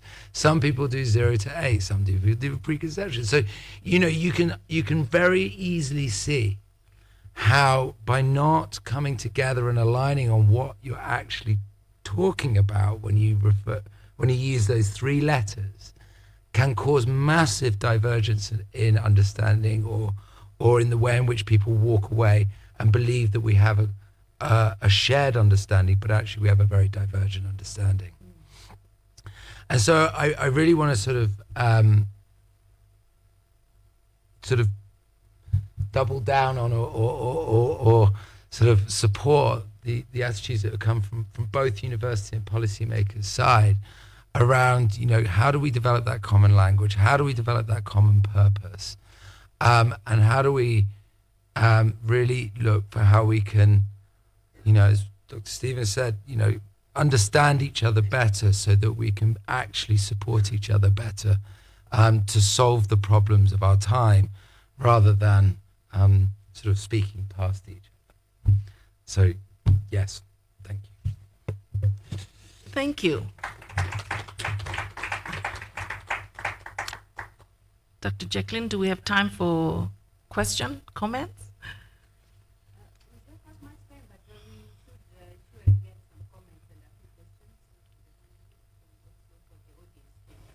Okay, thank you. Thank you to all panelists. I think the discussion was very rich, and you've given us some food for thought, which I know the participants have been thinking them through as they listen to you this morning. So now we will give time for the participants. What we'll do is we'll have all your questions asked, and then we'll ask the panelists to respond to you. I see Dr. David. Okay. Thank you so much. I want to thank the panelists for the great discussions that we've had. My name is David Sekamate. I come from Uganda. I work with Uganda Management Institute. I just wanted to make 1 or 2 comments. One is, and thank the panelists, the commitment from the vice chancellors. I think that's really very, very important to ensure that many of the things that we are discussing can actually be able to happen in the universities. But also the commitment from the ministry, and I'm happy about this. But particularly, I'm very much interested in the regulator, because the regulator plays a very big role. One of these days, I want to try and see if I can get to National Council for Education in Uganda to also be able to engage them on this. And I think I am happy about the progress that Kenya regulator is doing in terms of revising the guidelines, because many of our universities do things because they are told to do so. The regulator says that they have to do. So I think it's important for us to think about revising guidelines and coming up with frameworks that can be able to kind of impose many of these things to the universities to be able to implement. But I'm also wondering whether the Kenyan Commission might also want to think about engaging the colleagues across East Africa region of the regulators there, so that they can also be able to take up. Is that something that maybe Chief Executive you might want to take up, so that we're speaking the same language across the entire region, especially for us who are in the East African bloc? Thank you. Thank you. I see 1, 2, 3, and 4, and 5 hands up. We'll ask all your questions, and then we'll get our panelists to respond. Oh, okay. My name's Clifford Vitalis. Yeah, from Kenyatta University. Yeah, I'm a student here. Yeah. So my question goes to the 4 panelists, except from the government representative, because I know it doesn't touch him. Yeah. Yeah. So speaking of goodwill, yeah, what are the specifics on approach we use as panelists, yeah, to the government, the approach that we use to the government, and do you think it hinders the progress that we should make, or the progress that we want, yeah, not what we need? Good morning. My name is Rodney Komen. Yeah, I'm a student here at KU.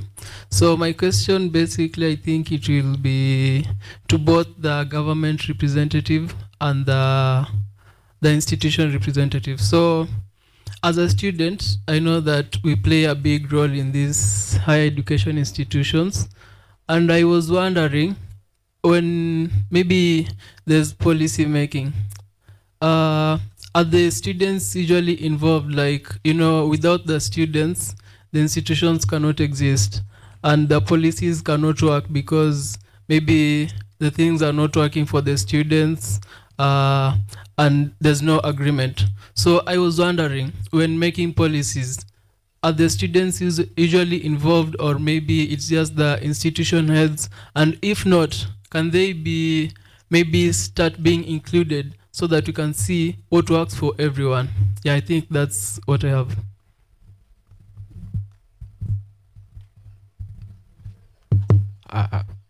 Thank you very much.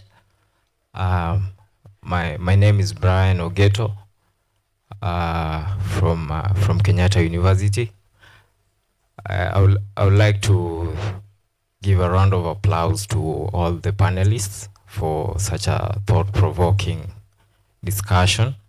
And I would like to pose my question to Professor James, representing the Vice Chancellor, Kenyatta University, and Dr. Kennedy, representing the VC for Kisii University. How can institutions of higher learning institutionalize leadership roles, ensuring that they focus explicitly on sustainable development goals? Also, ensuring that the university leaders consistently advocate for sustainable development at national, at the local, national, and international policy forums.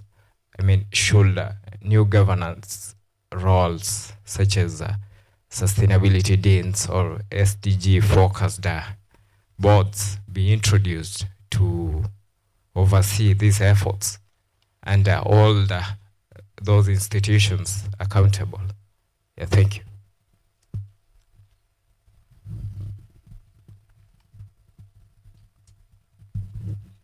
Thank you very much. Thank you, panelists. You have very important points. And my question goes to Professor James Kungu. He has been my professor for many years. My name is Magdalene Kagendo, Department of Environmental Sciences, a PhD student, and I'm taking a climate change course. The point you have put, a very good point on students going out and trying to work with the community to give solution for climate change. We normally have practicum, and my suggestion is we can put it as an addition, or not, to encourage students to work with the farmers or community rather than going to offices or looking for practicums in offices and sectors. And then the other one goes to Dr. Kuria on research funds that they normally give students. If you would have a section on research related to climate change only, we can appreciate, because now you'll be concentrating on those research for climate change mitigation and adaptation. Thank you. Thank you. So what we will do, we'll start with Professor Stephen. I'll give them 2 minutes each to respond. We'll start with Professor Stephen, then Mr. Rupert, and then we'll go clockwise. Thank you. Oh, sorry. One microphone, please. Yes, please. I had also a question. Okay. Thank you, Prof.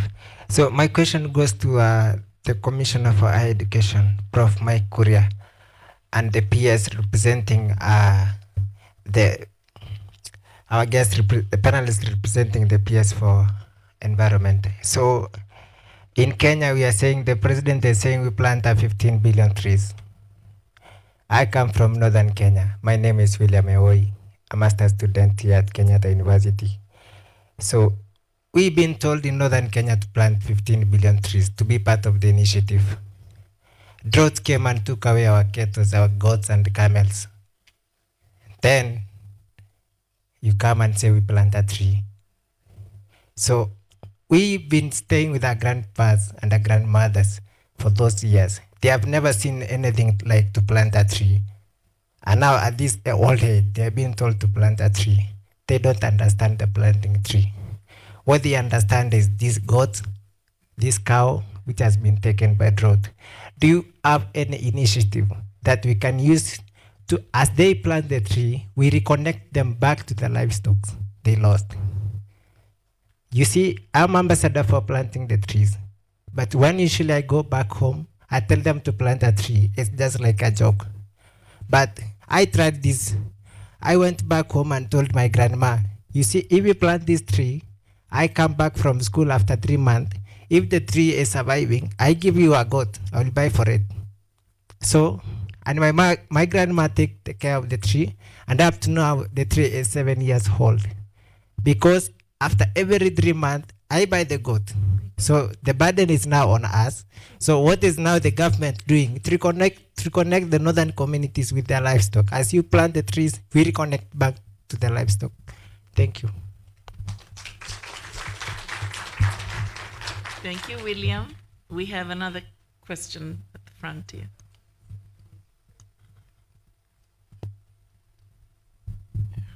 Thank you very much. Thank you, panelists, for the insightful discussions.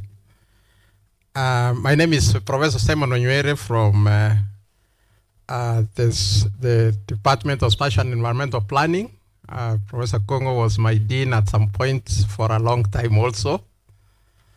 And listening to the gentleman sharing, and I had something like we need to change our mindset and define our terms. We cannot change our mindset when we are in government. The universities are in government. And we are talking of what do you want from government? And we ourselves are the government. Who is a government? So there is also definition of terms and the responsibilities. If we have to consider ourselves as part of government and challenge ourselves to be productive in where we have been placed to perform for government. Universities are supposed to be performing a certain duty for government. So there's no government you can go to and say that now we are not performing because of this. My opinion on that end.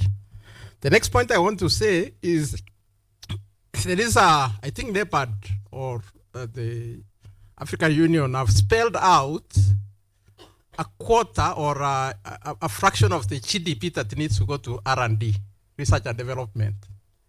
I actually expected the gentleman here to say, especially the Q or maybe the ministry, to say that we have set aside this percentage, that the percentage meets what has been spelled out by NEPAD and other stakeholders.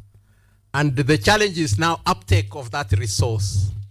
There's no point of keeping saying that we have set aside money for research, and when you go to look for the money for research, the money is not there.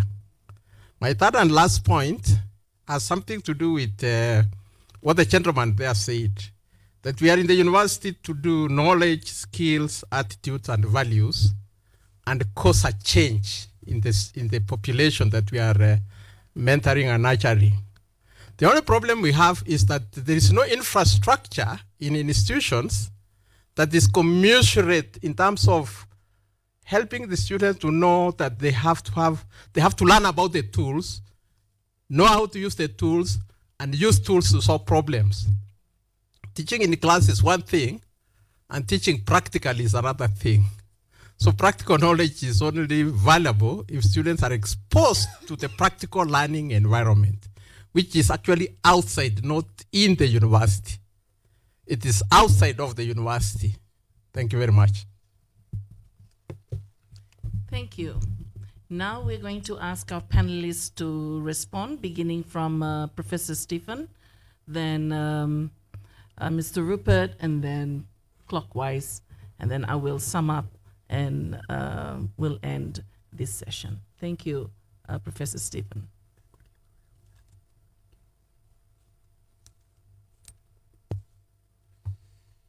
I'm going to respond to. So firstly, just very quickly, mention was made of structures within universities and leadership and potentially around sustainability deans. I do actually think that having somebody within an institution at a senior level with sole responsibility for academic leadership around the environment and sustainability is a good thing.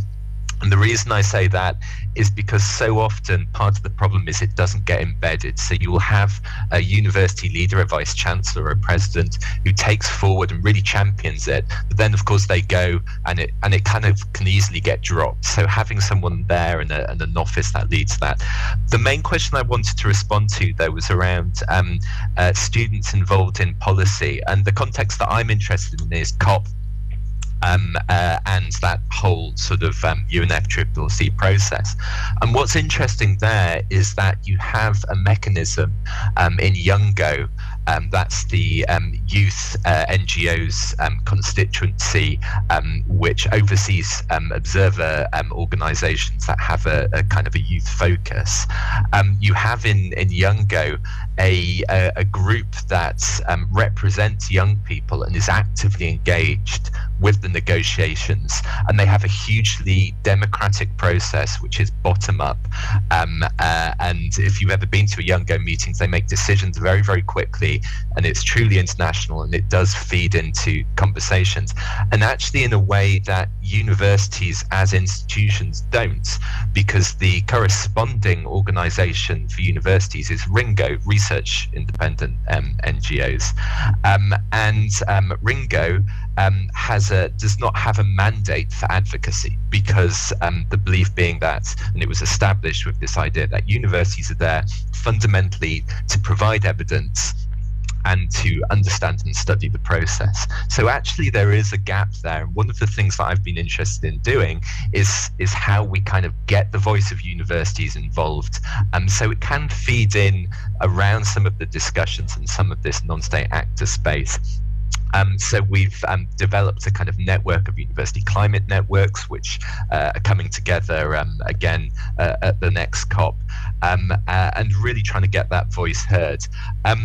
Looking ahead to COP29, which is the next COP, one of the things that I have noticed, though, is that just generally education seems to be very underrepresented within discussions, and I think there's quite a gap there, and I don't know whether this because you have networks for universities, but actually, who represents education systems globally, it becomes much harder and to develop those communities and to have a particular voice.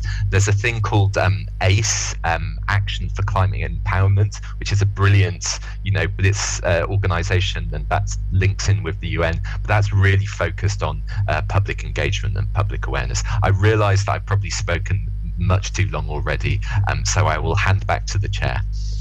Thank you, Professor Stephen. Mr. Rupert, your response, please. Yes, I did. Hi, yes, so just to comment on a couple of the things.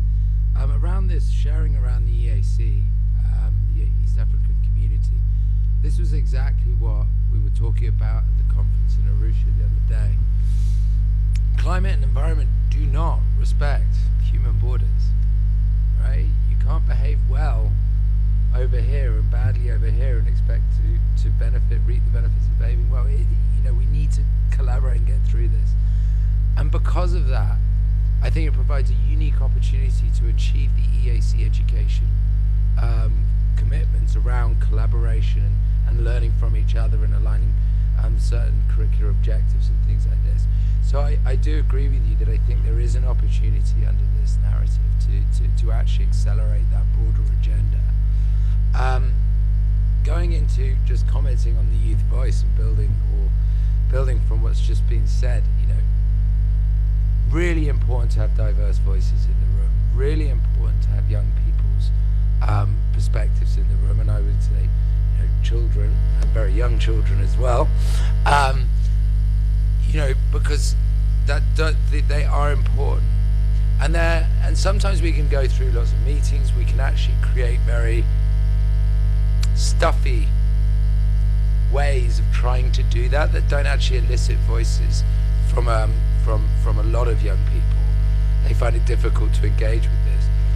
But when I was talking about democratization of research and things like this, there's an excellent example of this called Turn It Around out of the University of Arizona.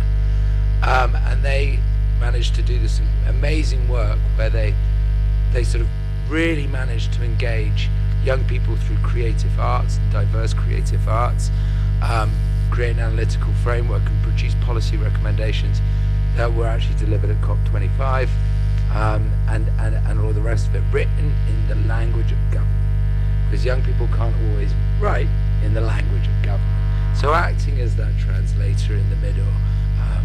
And then the final thing, it really is the final thing, practical, as it was straight to me, the practical learning. I mean, I couldn't agree with you more. I think practical learning is incredible, incredibly important. There was the recent floods in Pakistan, and it devastated a community, and a lot of the children were struggling. You know, they were struggling at home, their families were struggling at home, and all the rest of it. So one of their teachers set them a project to go out into communities and speak to people who've been impacted by the floods, to understand how their lives had changed, you know, how the environment had changed over time and all the rest of it.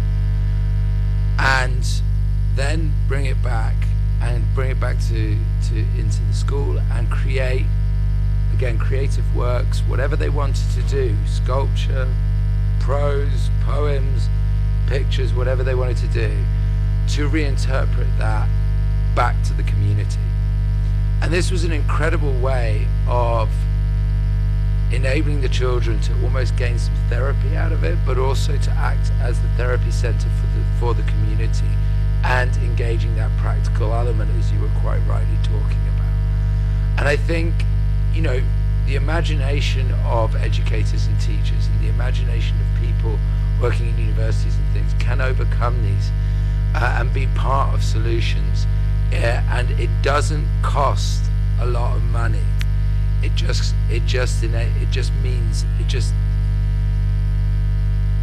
the ability to think differently, think creatively, and understand the community that you are existing in as well. So I think I just wanted to sort of emphasize, I do 100% agree that the practical is part of the learning process. Thank you, Mr. Rupert. Now we'll ask Professor Kennedy for his response. Yeah, there is an issue which was raised about the involvement of students in policy making, and I think part of the process, in the process of policy making, stakeholders' involvement is very critical. Even in development of programs, we have a section whereby stakeholders are involved, and since students are recipients of this education or this knowledge, they ought to be part of the process. So I see in any policy making process that part of the stakeholders are students, and they should be involved because they are the consumers of this knowledge. Their inputs should be looked at. I think that answers that question. Thank you so much. Thank you. Thank you, Professor Kennedy. Dr. Nateni. Thank you, Chair.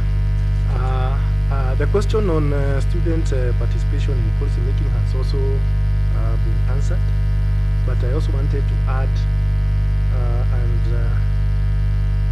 the student there asked whether the students are involved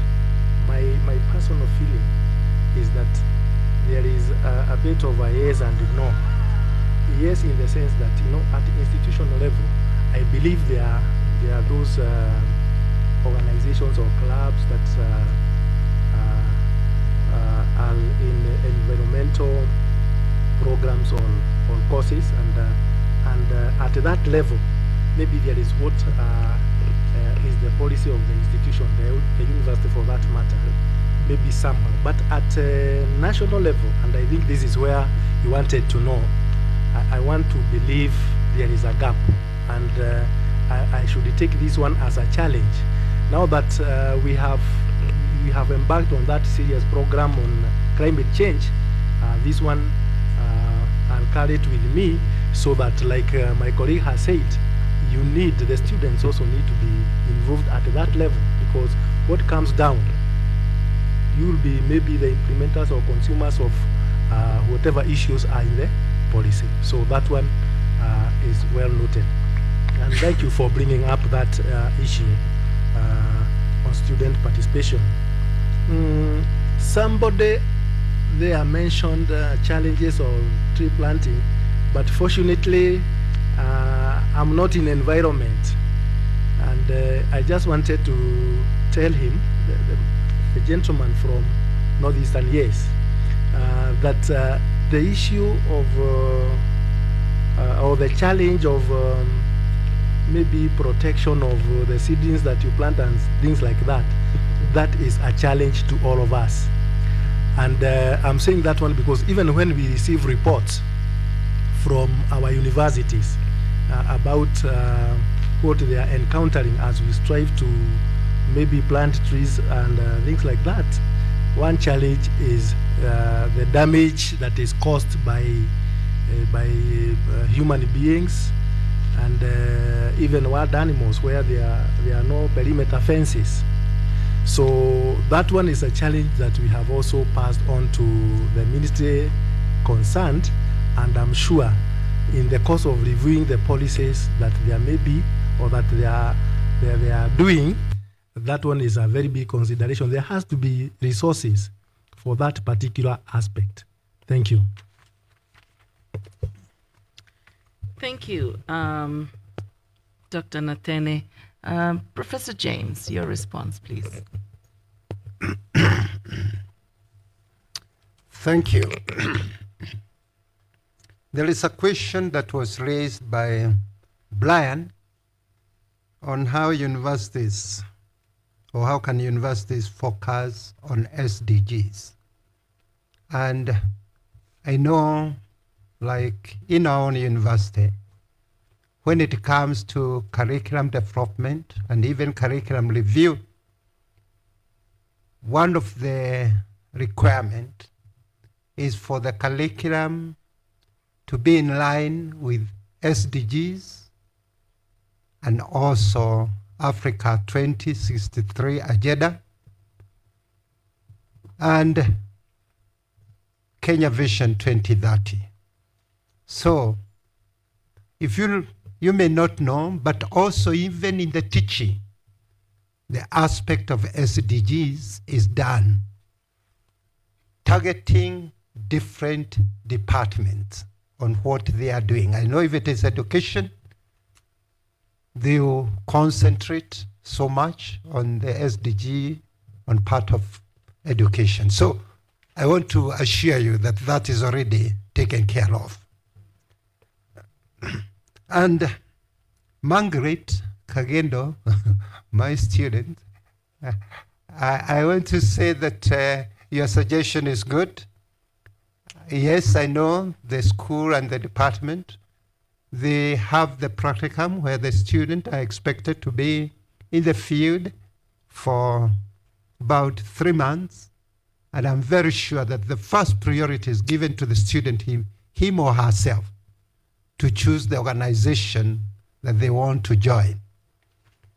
And if it is with the small-scale farmers, I know it is already happening, because if we are attached to the Ministry of Agriculture in the field, we expect that the Ministry of Agriculture to take the student to the farmers. So I think, but in case there is any issue, Yeah, you can always talk to the chairman or the dean, and they'll be there to see how that can be improved. If there is a certain case of a student who was kept in the office, because the idea is for the student to be exposed to the practical aspect. William, on the aspect of tree planting, yeah, I feel you, especially in the northern part of this country. But I am one person who believes that in arid and semi-arid areas, tree planting can be done in schools. And if it is done in schools, we can plant fruit trees, trees that are going to have a direct benefit to the students. But within the community, I more or less advocate for natural regeneration. And if it is trees to be planted, it should be done as a community, not as individuals, because the land belongs to the communities. And I have noticed, this is something I've done, I've noticed that when you do it with the community, they come up with what we call the social fencing. And the community agree on this particular time, nobody should be able to graze on this particular area. And within that particular time, that is the regeneration of the trees. So if it is to be done, if you want it to succeed, don't just involve your grandmother alone, involve the whole society.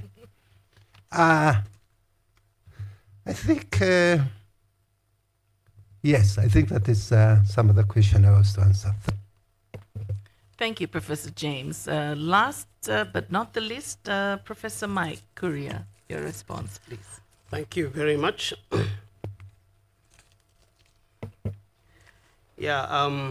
I think many of the questions have been responded to, so I'll just make one or two statements along the line for each one of them. At least the one that were directed to me, David. I am happy to engage the National Council for Higher Education. And you are in luck because we, as the executive directors of the National Council and Commissions in the region, have actually formed a network. And it's actually chaired by the director of the National Council for Higher Education. So I am quite happy to take up this with you, and we can see how we can push that forward. It's the only way we are going to become an integrated East Africa, by working together.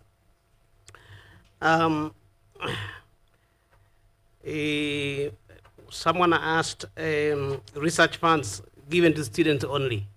I'm afraid I cannot tell you that because CUE does not dispense the research funds. These are actually dispensed by the National Research Fund, NRF, but who we work with.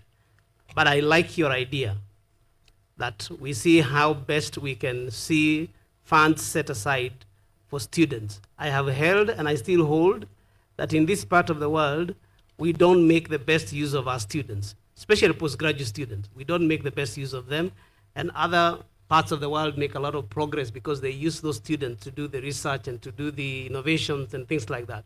So I agree with you that this needs to be done, and I will engage my colleague, whom I meet quite a number of times, and see whether it is not possible for them to set aside some funds for which are just set aside for students. I think it's a great idea. Hey, my good friend from the point you raise is critical. If we are going to sustain this focus on addressing issues of climate change, we must make it relevant to the people that are going to engage. You can't ask a hungry person to plant a tree, but if you connected the fact that planting of the tree is connected to their being fed, then I think we are getting somewhere. So I agree with you, and I think we must do, all of us. You know, the hummingbird thing that I talked about before, if I go to my village, I need to try and bring my villagers to see that planting a tree will contribute to their well-being and sustenance. So I want to invite you also, not just to look at us, but also even you as a person who comes from that area and who has understood this, call us, let's go there and also feed the people, meet their needs, and also encourage them to plant and take care of trees. So I completely agree with you that this needs to be connected together. The point is completely valid. And finally, Prof. Nywele, you asked a very difficult question. Who is government? I think this is critical because many times, mali ya serikali, that story. People say mali ya serikali because they don't see that they are connected to government. I think this is why I hold that we need to break that silo. But you ask the question, then how do you change? And you are the one who needs to change. How do you change yourself? Where does change come from? It's something that we could talk about for a long time, but my thinking is that we must see the ways in which there is cross-fertilization between ourselves so that we can cause change in government, and government can also cause change in society. I think the Gen Zs proved that very powerfully, that can happen. So we should be ready for it, because the way the world is moving, in my view, we don't have a lot of time to engage in those structured things that go for a long time. Change is happening so fast. That's why, for example, we need to sit together and ask ourselves, is it possible that some of the regulations that are done by people like us in CUE about the credit accumulation and something, so can be adjusted a little bit so that even someone in history can take a course in environmental science and earn credit for it, and it is not seen as extraneous to the degree program.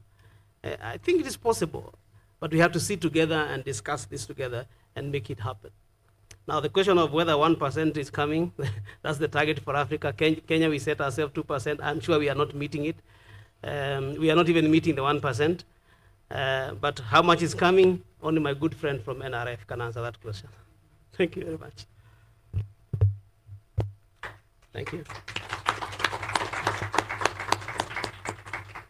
Okay, now we're coming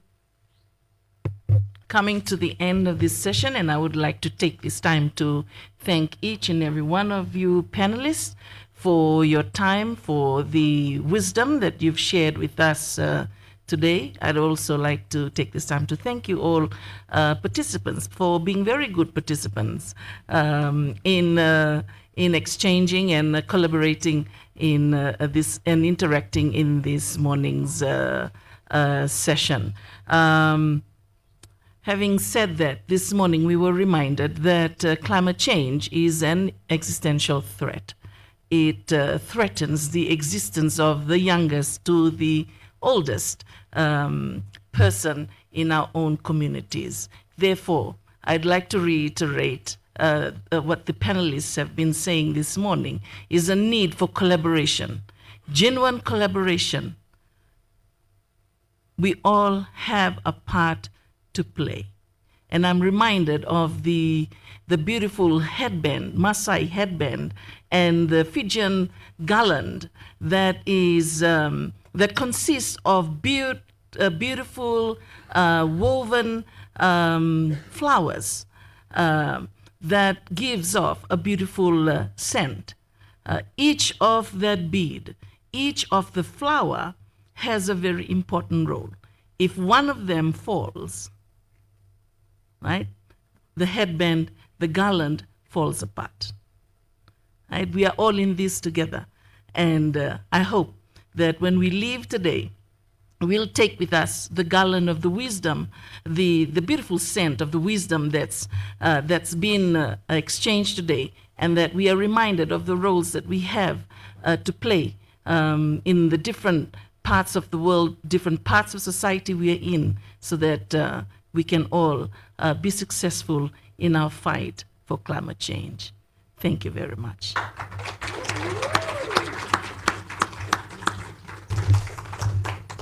Thank you very much. Let us give them one more hearty clap. Thank you very much. As Dr. Rosiana has said, we all have a role to. Tell your neighbor you have a role to play. Viva! Thank you very much. Ladies and gentlemen, are you ready to learn how to dance in 5 minutes? Are you ready? Yes. To learn how to dance in 5 minutes? Are you ready? Of course. You are ready? Yes. Very nice. We can be on our feet. In 5 minutes, you'll know how to dance. Give it to us. Just stretch a little bit. Stretch. I know some of us are tired. Stretch. Just stretch. Just stretch. Now what you do, you simply copy paste. Just do what I'm doing, right? 1, 2, 3. 1, 2, 3. 1, 2, 3. 1, 2, 3, 4. You see? You can dance. Now are you ready for the music? Now you can. Very nice. Are you ready? Are you ready? Let's go. Everybody.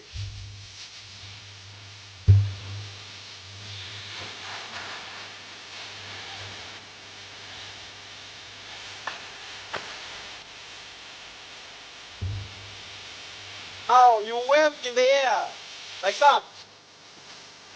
Wave. Wave.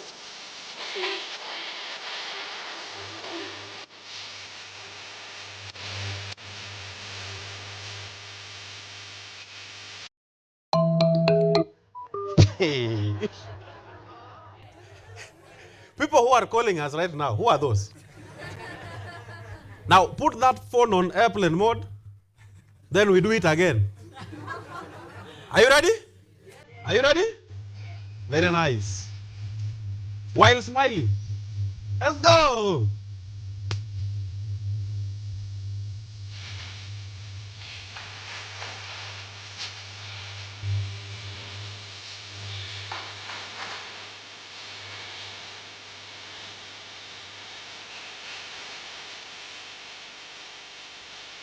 People back to the waving.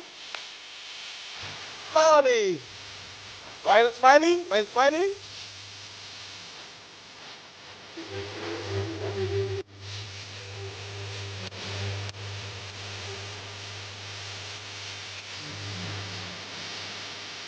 One more time. Let's go.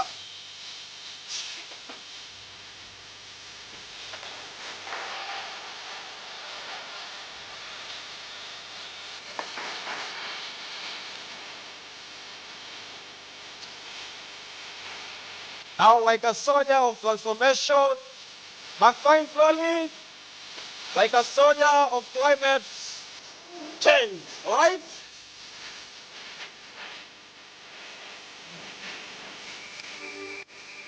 Salute.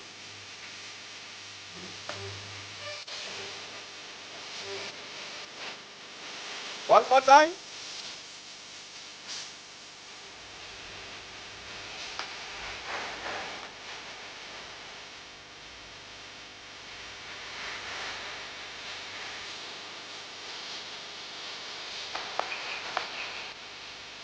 Now to smile to the level of this side and on this side. Let's go. Smile. Smile more.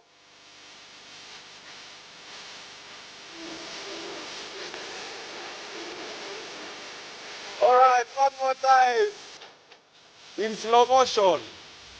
Slowly.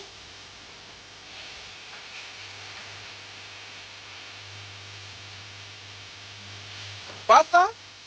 Faster. Faster. And faster. Faster. Even faster. Faster. Thank you very much. Clap for yourselves. We can have our seats. Thank you. Before you leave, we're going to do some 3 photos. The first photo will be of our guests. We'll take a photo very fast. Where is our... Thank you.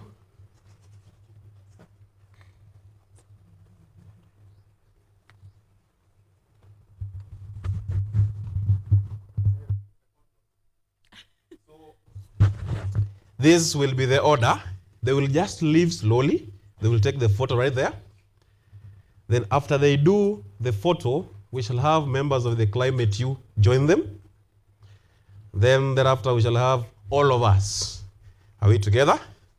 So we can just remain seated for a minute as they leave. They take the photo, followed by the Climate U together. Then we shall have all of us. All right? Thank you very much for being an amazing team. You can clap for yourselves. Thank you very much.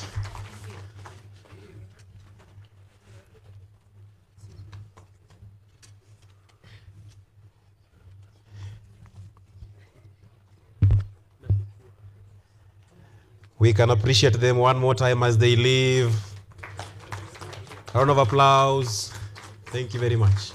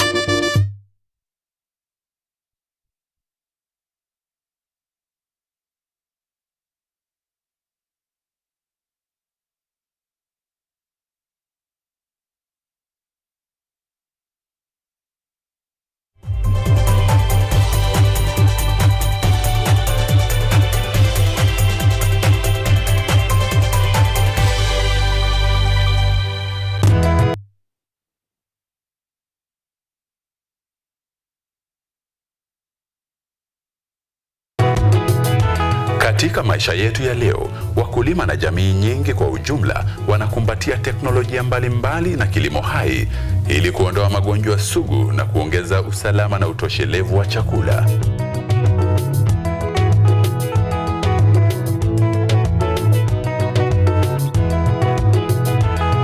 Mbolea asili imepunguza asidi kwenye udongo na kuongeza mavuno chungu nzima.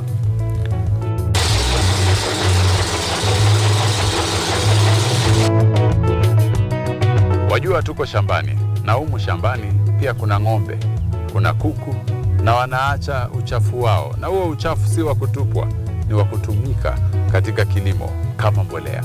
Kwa sababu mimea hii imekuwa kutumia mbolea ya hawa wanyama. Wakulima mbalimbali wamekumbatia teknolojia ili kuokoa gharama ya ukulima na kutumia nafasi zilizopo katika mashamba yao.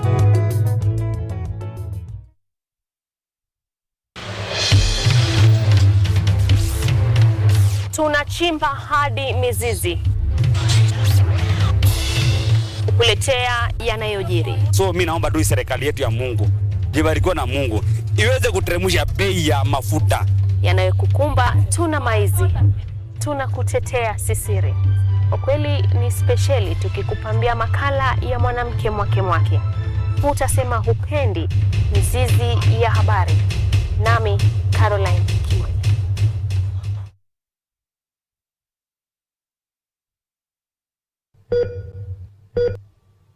Are you healthy, or rather, do you maintain a healthy lifestyle? According to WHO, health is regarded as a state of complete physical, mental, and social well-being, and not merely the absence of disease. Welcome to Focus on Health, a show on all matters health, wellness, and lifestyle.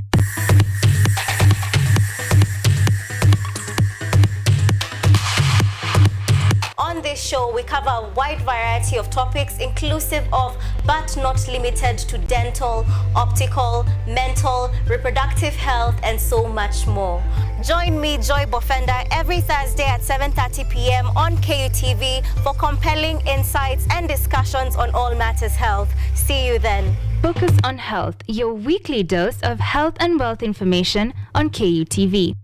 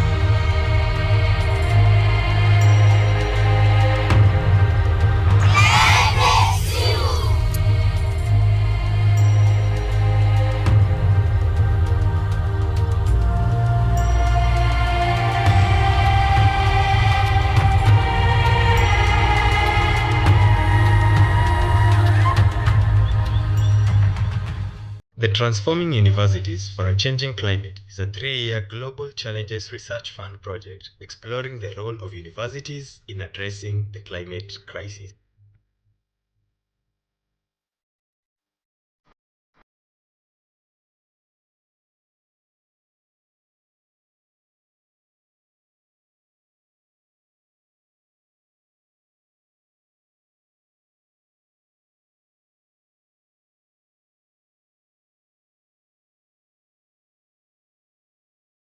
The origin of this project is in our concern about climate change and our concern about the university and the direction it's going. Our particular project is funded as part of the Global Challenges Research Fund for those people who are familiar with the UKC. And it's for international work that addresses crucial development challenges. And our specific call was the Education as a Driver for Sustainable Development call. A lot of those projects are looking at basic education. Ours was one of them that focused specifically on higher education. And we see the universities having an absolutely crucial role in relation to challenging climate change. Higher education institutions have a crucial role in responding to the climate crisis, not only through carrying out research, but also through teaching, community engagement, and public awareness. The project has 4 main objectives: to support local action on climate change in the participating countries, through creation of participatory action research groups in universities, to assess existing coverage of climate change in the curricula, research, and community engagement activities in the countries, to contribute to theory and understanding of the impact of higher education on climate change and sustainable development, as well as to build and strengthen national, regional, and global university networks and knowledge on climate change. We have 3 universities participating, and KU is part of the collaborative effort. We believe that this is going to continue even beyond the project. We believe that the interactions that we've started continue. We've had interactions with the KRG group members, like we have discussed before, and the efforts that we're seeing through the curriculum reviews in the 3 universities, as well as the grading activities, has come up as a result of the interactions we've had with the university community as well as other stakeholders. And this is something that we want to see going forward, that the interaction between institutions themselves, but also institutions and other stakeholders without the university boundaries to address issues related to climate change. We are involved, like already highlighted by Dr. Jacqueline Nyerere, who is the person in the country for the 3 universities, and we are part of the team that is working on this element of transforming university. And I think the center of this whole story is how do the universities take their place? I think that is what we must take home. The universities need, and KEMU in particular as an example, need to take its place. We're working with a community, a coastal community in Fiji, and one of the issues that was brought to light, that was one of the reasons we was engaged with this community, is their watershed is drying. And it's interesting to go in Fiji. One of our cultural practices, the culturally accepted way of sharing information is Talanoa, where we sit down and we talk story to find out about, for them to tell us their story, and then we see the gaps and we see where we can collaborate with them in addressing the issues that they are facing. At University of Passo Fundo, we implemented a green office. Green office is an academic office with the aim to empower the students regarding actions to sustainability. The green office is doing many activities as research, outreach, and also teaching the students with many different ideas, including climate change and sustainable development goals.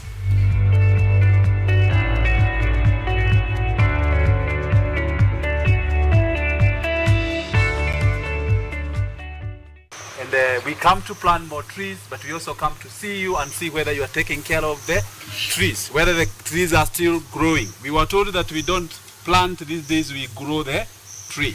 If you remember, we were told to grow the tree because putting it on the ground is not enough. We must ensure it gets to become a tree like the ones behind you.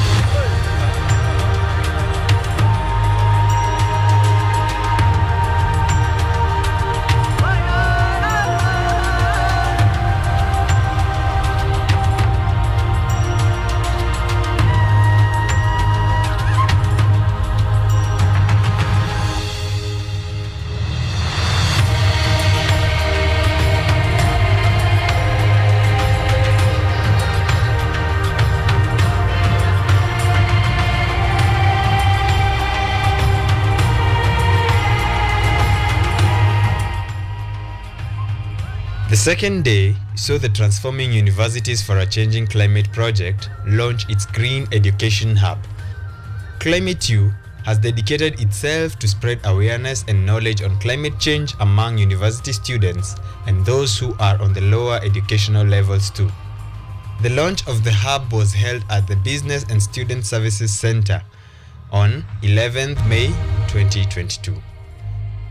The principal investigator and co-investigators from Fiji and Brazil, the university's deputy vice-chancellor, government officials, We Do Not Have Time Kenya chapter, and other organizations involved in climate actions and advocacy were in attendance.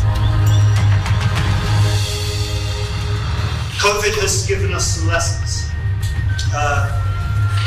Pre-COVID, there was a lot of distrust of universities and experts that have been spread by some populist leaders around the world.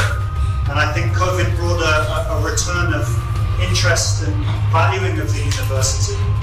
The Sustainable Development Goals have also brought a return of interest in higher education as one of the key players in solving our global problems.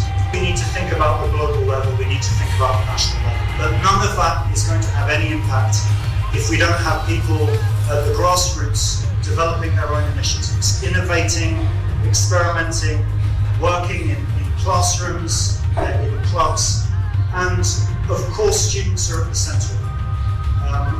If students aren't adopting this agenda, if they are not allowed the freedom to innovate, to create their own action, none of this change will really happen. So it's fantastic to see that Kenyatta has provided the space to harness the energy that the student body is bringing.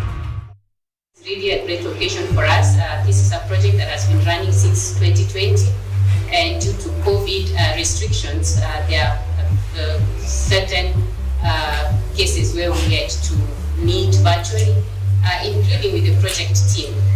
And we are honored that the project team chose to visit Kenyatta University for our very first physical meeting, because we now have an opportunity to also see what the teams in the 3 universities participating in this project have done.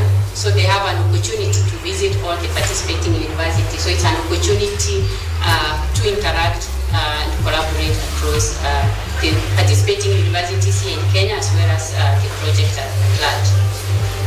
Under the Transforming Universities for Changing Climate project, we have begun to see the impact of the hub.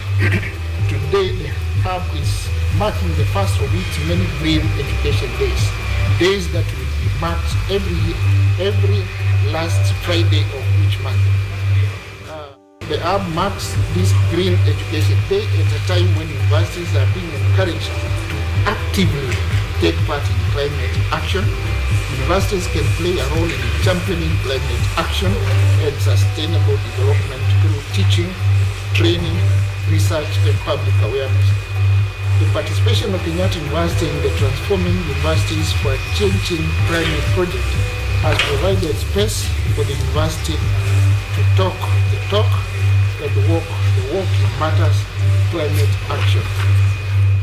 Beginning next semester, students across all faculties of Kenyatta University will be exposed to climate information through the revised Growing Leaders program.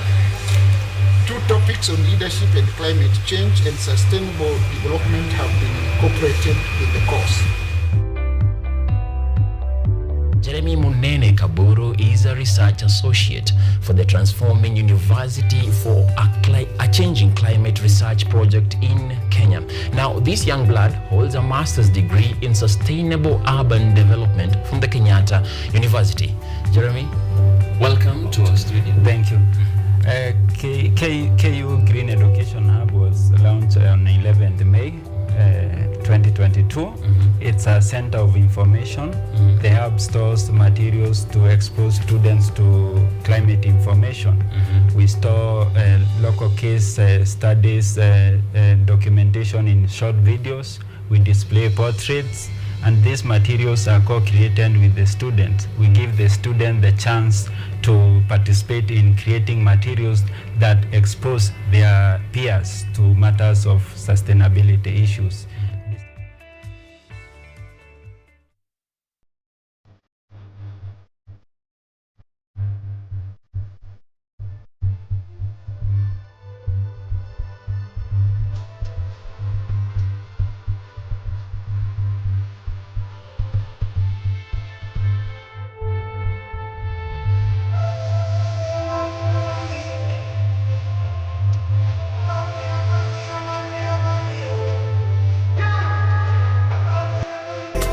Climate U researchers' visit to Kisii University provided an ideal chance for them to learn more about the piloted interventions at the institution by the Participatory Action Research Group. One of the interventions implemented at the university is mainstreaming climate change content into the institution's curriculum. A new common course, Introduction to Climate Change Management, was designed to be offered to all students in their first year of education. The course presents an opportunity for students to acquire climate change knowledge and skills to engage in climate action initiatives at the university and in their communities. Dr. Frederick Awor and Dr. Asenath Maobe gave insights into Kisii University's qualitative case study carried out under the Climate U research series. The qualitative case study's primary purpose was to establish the information needs of smallholder farmers concerning carbon emissions and design a carbon literacy program for the group. Through the study, researchers noted that there is a lack of concise and timely climate information to assist the local farmers in coping with extreme weather events aggravated by climate change. The study aimed to utilize farmers' traditional ways of weather forecasting and research data to develop a mobile application. The mobile application will disseminate accurate, comprehensible, and prompt climate information, helping smallholder farmers adopt sustainable farming practices to cope with the climate crisis. Moreover, the Participatory Action Research Group selected to implement 3 feasible greening activities to complement the curriculum intervention. The greening activities promote clean energy and smart farming initiatives and expose students to practical applications of strengthening climate action initiatives. The 3 greening activities carried out by Kisii University are piloting the performance of top-lit updraft microgasifiers for cooking in households, demonstrating the efficiency of energy-efficient and censored bulbs, and installing solar panels in a selected building within the university. Dr. George Ogendi, Climate U affiliate researcher at Kisii University, discusses more about the top-lit updraft microgasifiers cook stove. Before us is a stove, which we normally call a gas fire stove. This gas fire stove is very crucial. And the question we start asking ourselves, what is a gas fire stove? It is the cleanest burning option to burn solid farmers in a cook stove. In fact, it is very clear that the gas fire burners provide the convenience and efficiency similar to cooking on liquefied petroleum gases.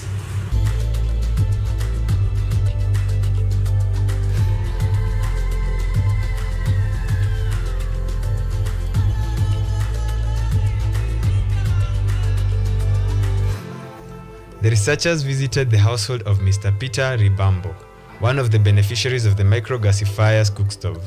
The field visit provided an opportunity for the researchers to experience firsthand the efficiency of the cookstove. Mr. Peter Ribambo demonstrated how to operate the cookstove and produce activated charcoal. Cool it, now they let it cool free like that, and then they grind. They make the activated charcoal.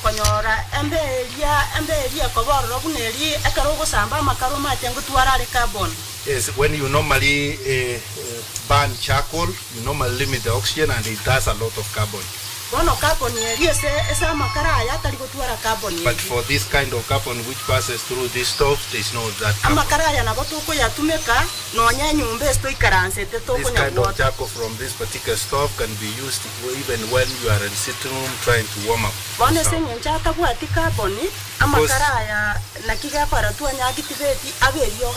Because it has less carbon, that's why they just grind it and they form it into activated charcoal.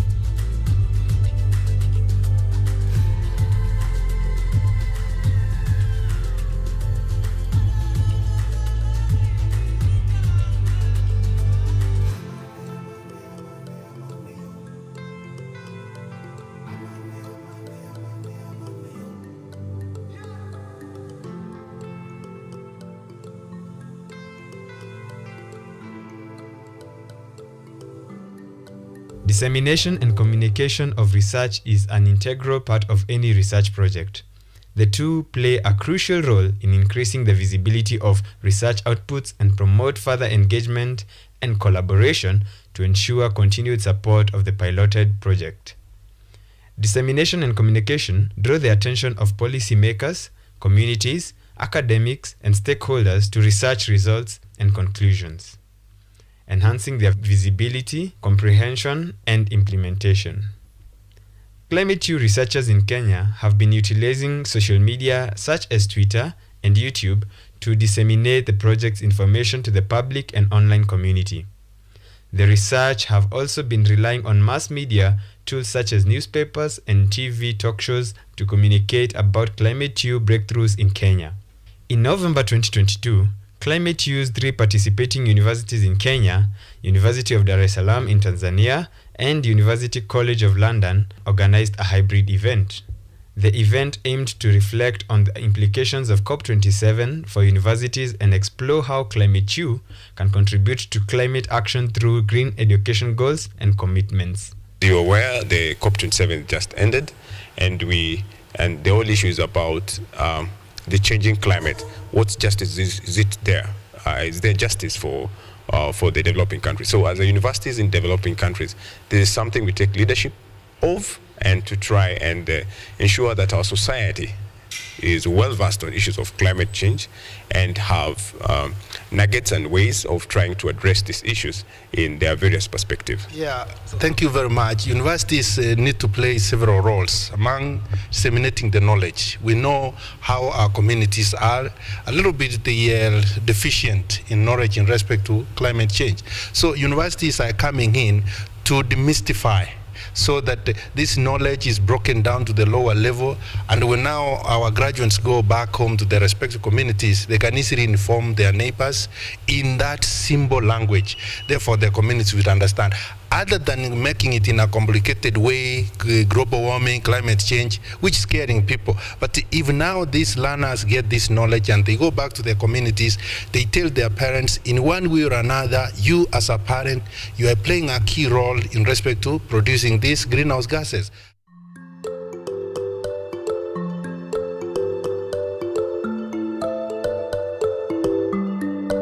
Furthermore, the project's researchers in Kenya participated in the 12th Regional Center of Expertise conference held in November 2022 at Kenyatta University.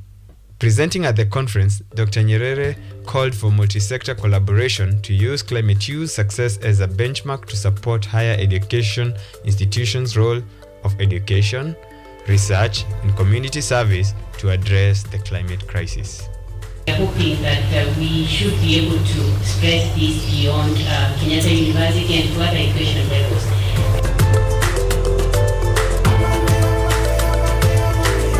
Green Education Day provides a platform for students to create themed awareness on climate issues, where they can do awareness work, they can do tree planting, they can do community cleanup.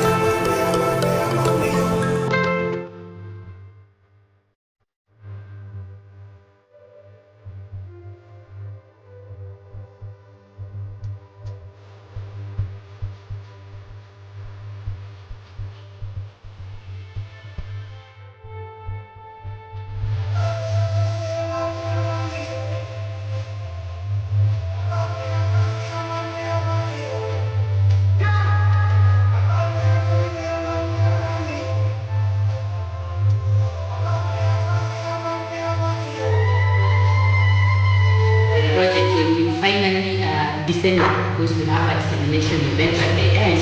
When we finally disseminate, we'll be able to see all this. But before then, we can start our own collaborations. We can share ideas. We can borrow and also the things we can also work with.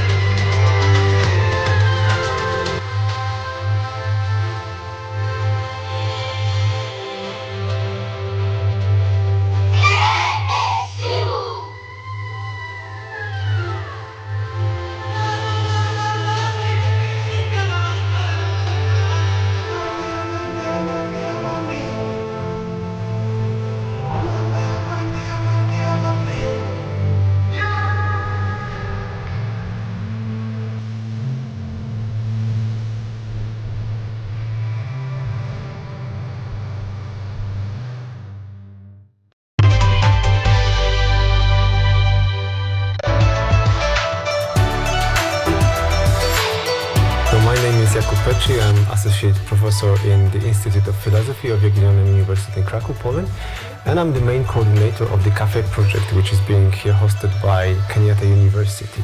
My name is Ewa Hudoba. I am a project manager in this consortium. Keep watching cutting-edge research at Kenyatta University Television.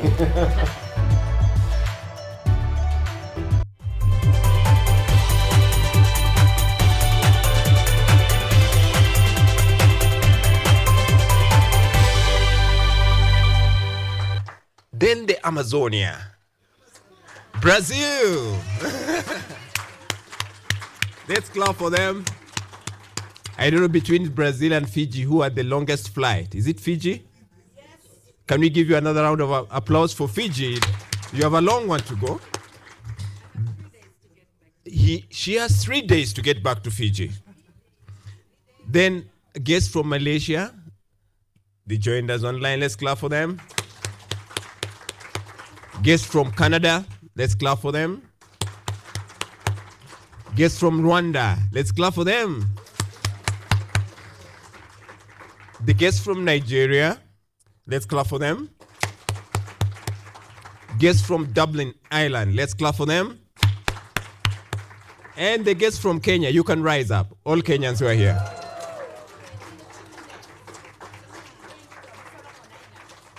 Yes, let's clap for Kenyans who are here. Thank you, Kenyans, for being good hosts. And then there was a guest from Solomon Islands who joined online. Let's clap for him also. So as Climate U, Kenyatta University chapter, Kenya chapter, we are very grateful. And I know I want to transit this session by calling Professor Tristan And I think the Brazilian have something nice for us next year. So I know they're going to whet our appetites, yeah, with the Amazonia dance. So thank you very much. And in Kenya, we say, be blessed. Tristan, okay.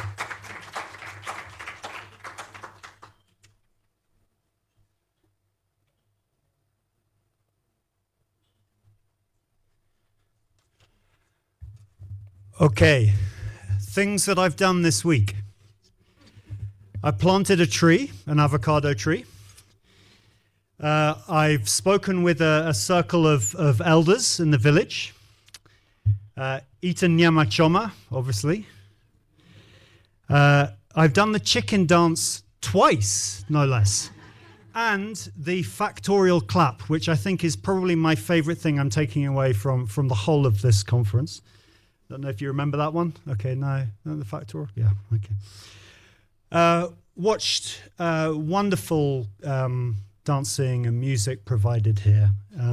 And of course, all of our academic engagements this week. And we started with the incredibly inspiring student activities presented to us. And you know, I'm lucky enough to visit many places and speak to people in universities and talk about Climate U. And some of the innovative work that's done by the students in our different partners is usually the most inspiring thing, making new connections. Climate action, of course, is all about making connections where they weren't there before or strengthening those links. And the students are doing those in ways that we hadn't imagined. So it's been really fantastic being with you all this week. The idea of this conference when we were planning is, and we weren't even sure whether to call it a conference because we didn't want it to be only a place for academics to share their research together. Of course it is that, and that's a very important thing. It's part of what we do. But we wanted it to be that and more. We also wanted it to be a place for meetings of other groups and networks so that they could come together, hold their collaborative meetings here. And of course it is a lot of time for people. It's a lot of carbon. It's a lot of money for people to travel. So when we do these things, we really have to make it count. So the idea was to try and arrange lots of different kinds of things while we're here, different forms of engagement. And I think credit to the conference organizers that they've really made that happen. We've had a whole range of different kinds of activity in terms of engaging, building the links that we can need to take this work forward. So just end with a few thank yous to people, and I'm sure they'll be thanked and already have been various times. But firstly to our invited speakers, the keynote speakers and panelists, and the other people who did formal presentations in the parallel sessions and workshops. A big thank you to them. Also to all of the participants who've taken place, the students who've come and other delegates of the conference who've made the discussions very rich through their observations and challenges and questions. Thank you to all participants.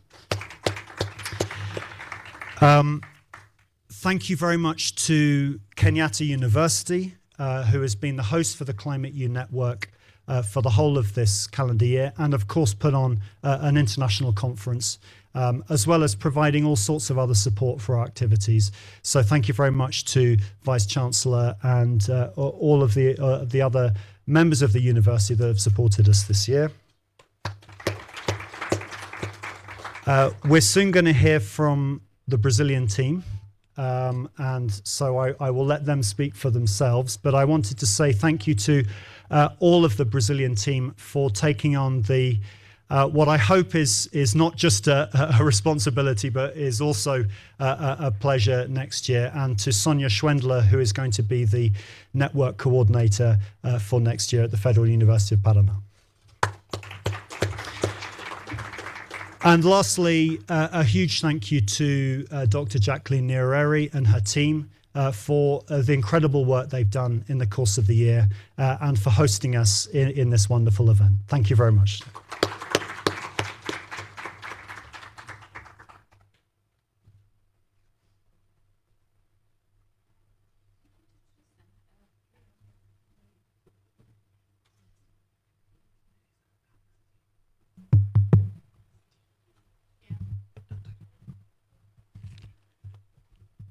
Thank you very much, Tristan, for the final remarks, and to Godwin for the vote of thanks.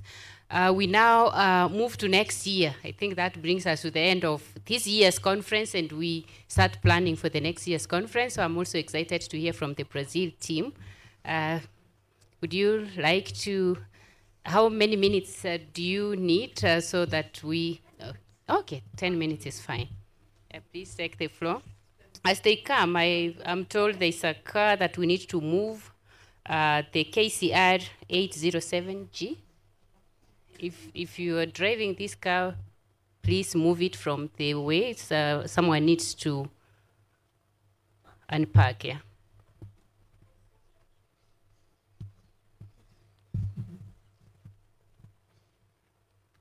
Good morning, everyone. It will be a pleasure and a responsibility to have you in Brazil. Yeah, and I'm taking now this role to be a chair of the next Climate U network. But we are doing this as a team in Brazil, and I only accept this because we are planning to work as a team. And I think we already did a lot as a team in these years that we were working under the leadership of Luciana from the University of Passo Fundo, and connected to the Climate U project, Transforming Universities for a Climate Change, under the leadership of Tristan Macau and the University of London. We discussed in our group this week on Monday. Was it on Monday? Yeah. Yeah. We had a meeting and we discussed some ideas about what we are going to do for the next year. And we, before we are taking you in next November in Brazil, we are planning to do a lot of things also together as a network. And one of the ideas is to collaborate, is to start to mapping what we are doing, what we are doing as researchers, in our universities and in our communities, for us to be able to work together in different teams, but also to work as different countries in terms of webinars, to create webinars for us to be in contact, to have this network during the year, to create different meetings as well, to join in research or publications, to do something together. And of course, we are waiting to meeting you in Brazil in the next conference. The next conference will be in November, before COP 2025. And this is related, the idea will be explained by my colleagues, Luciana and Salomão, who are the main organizers of this conference that we will have in Brazil next year.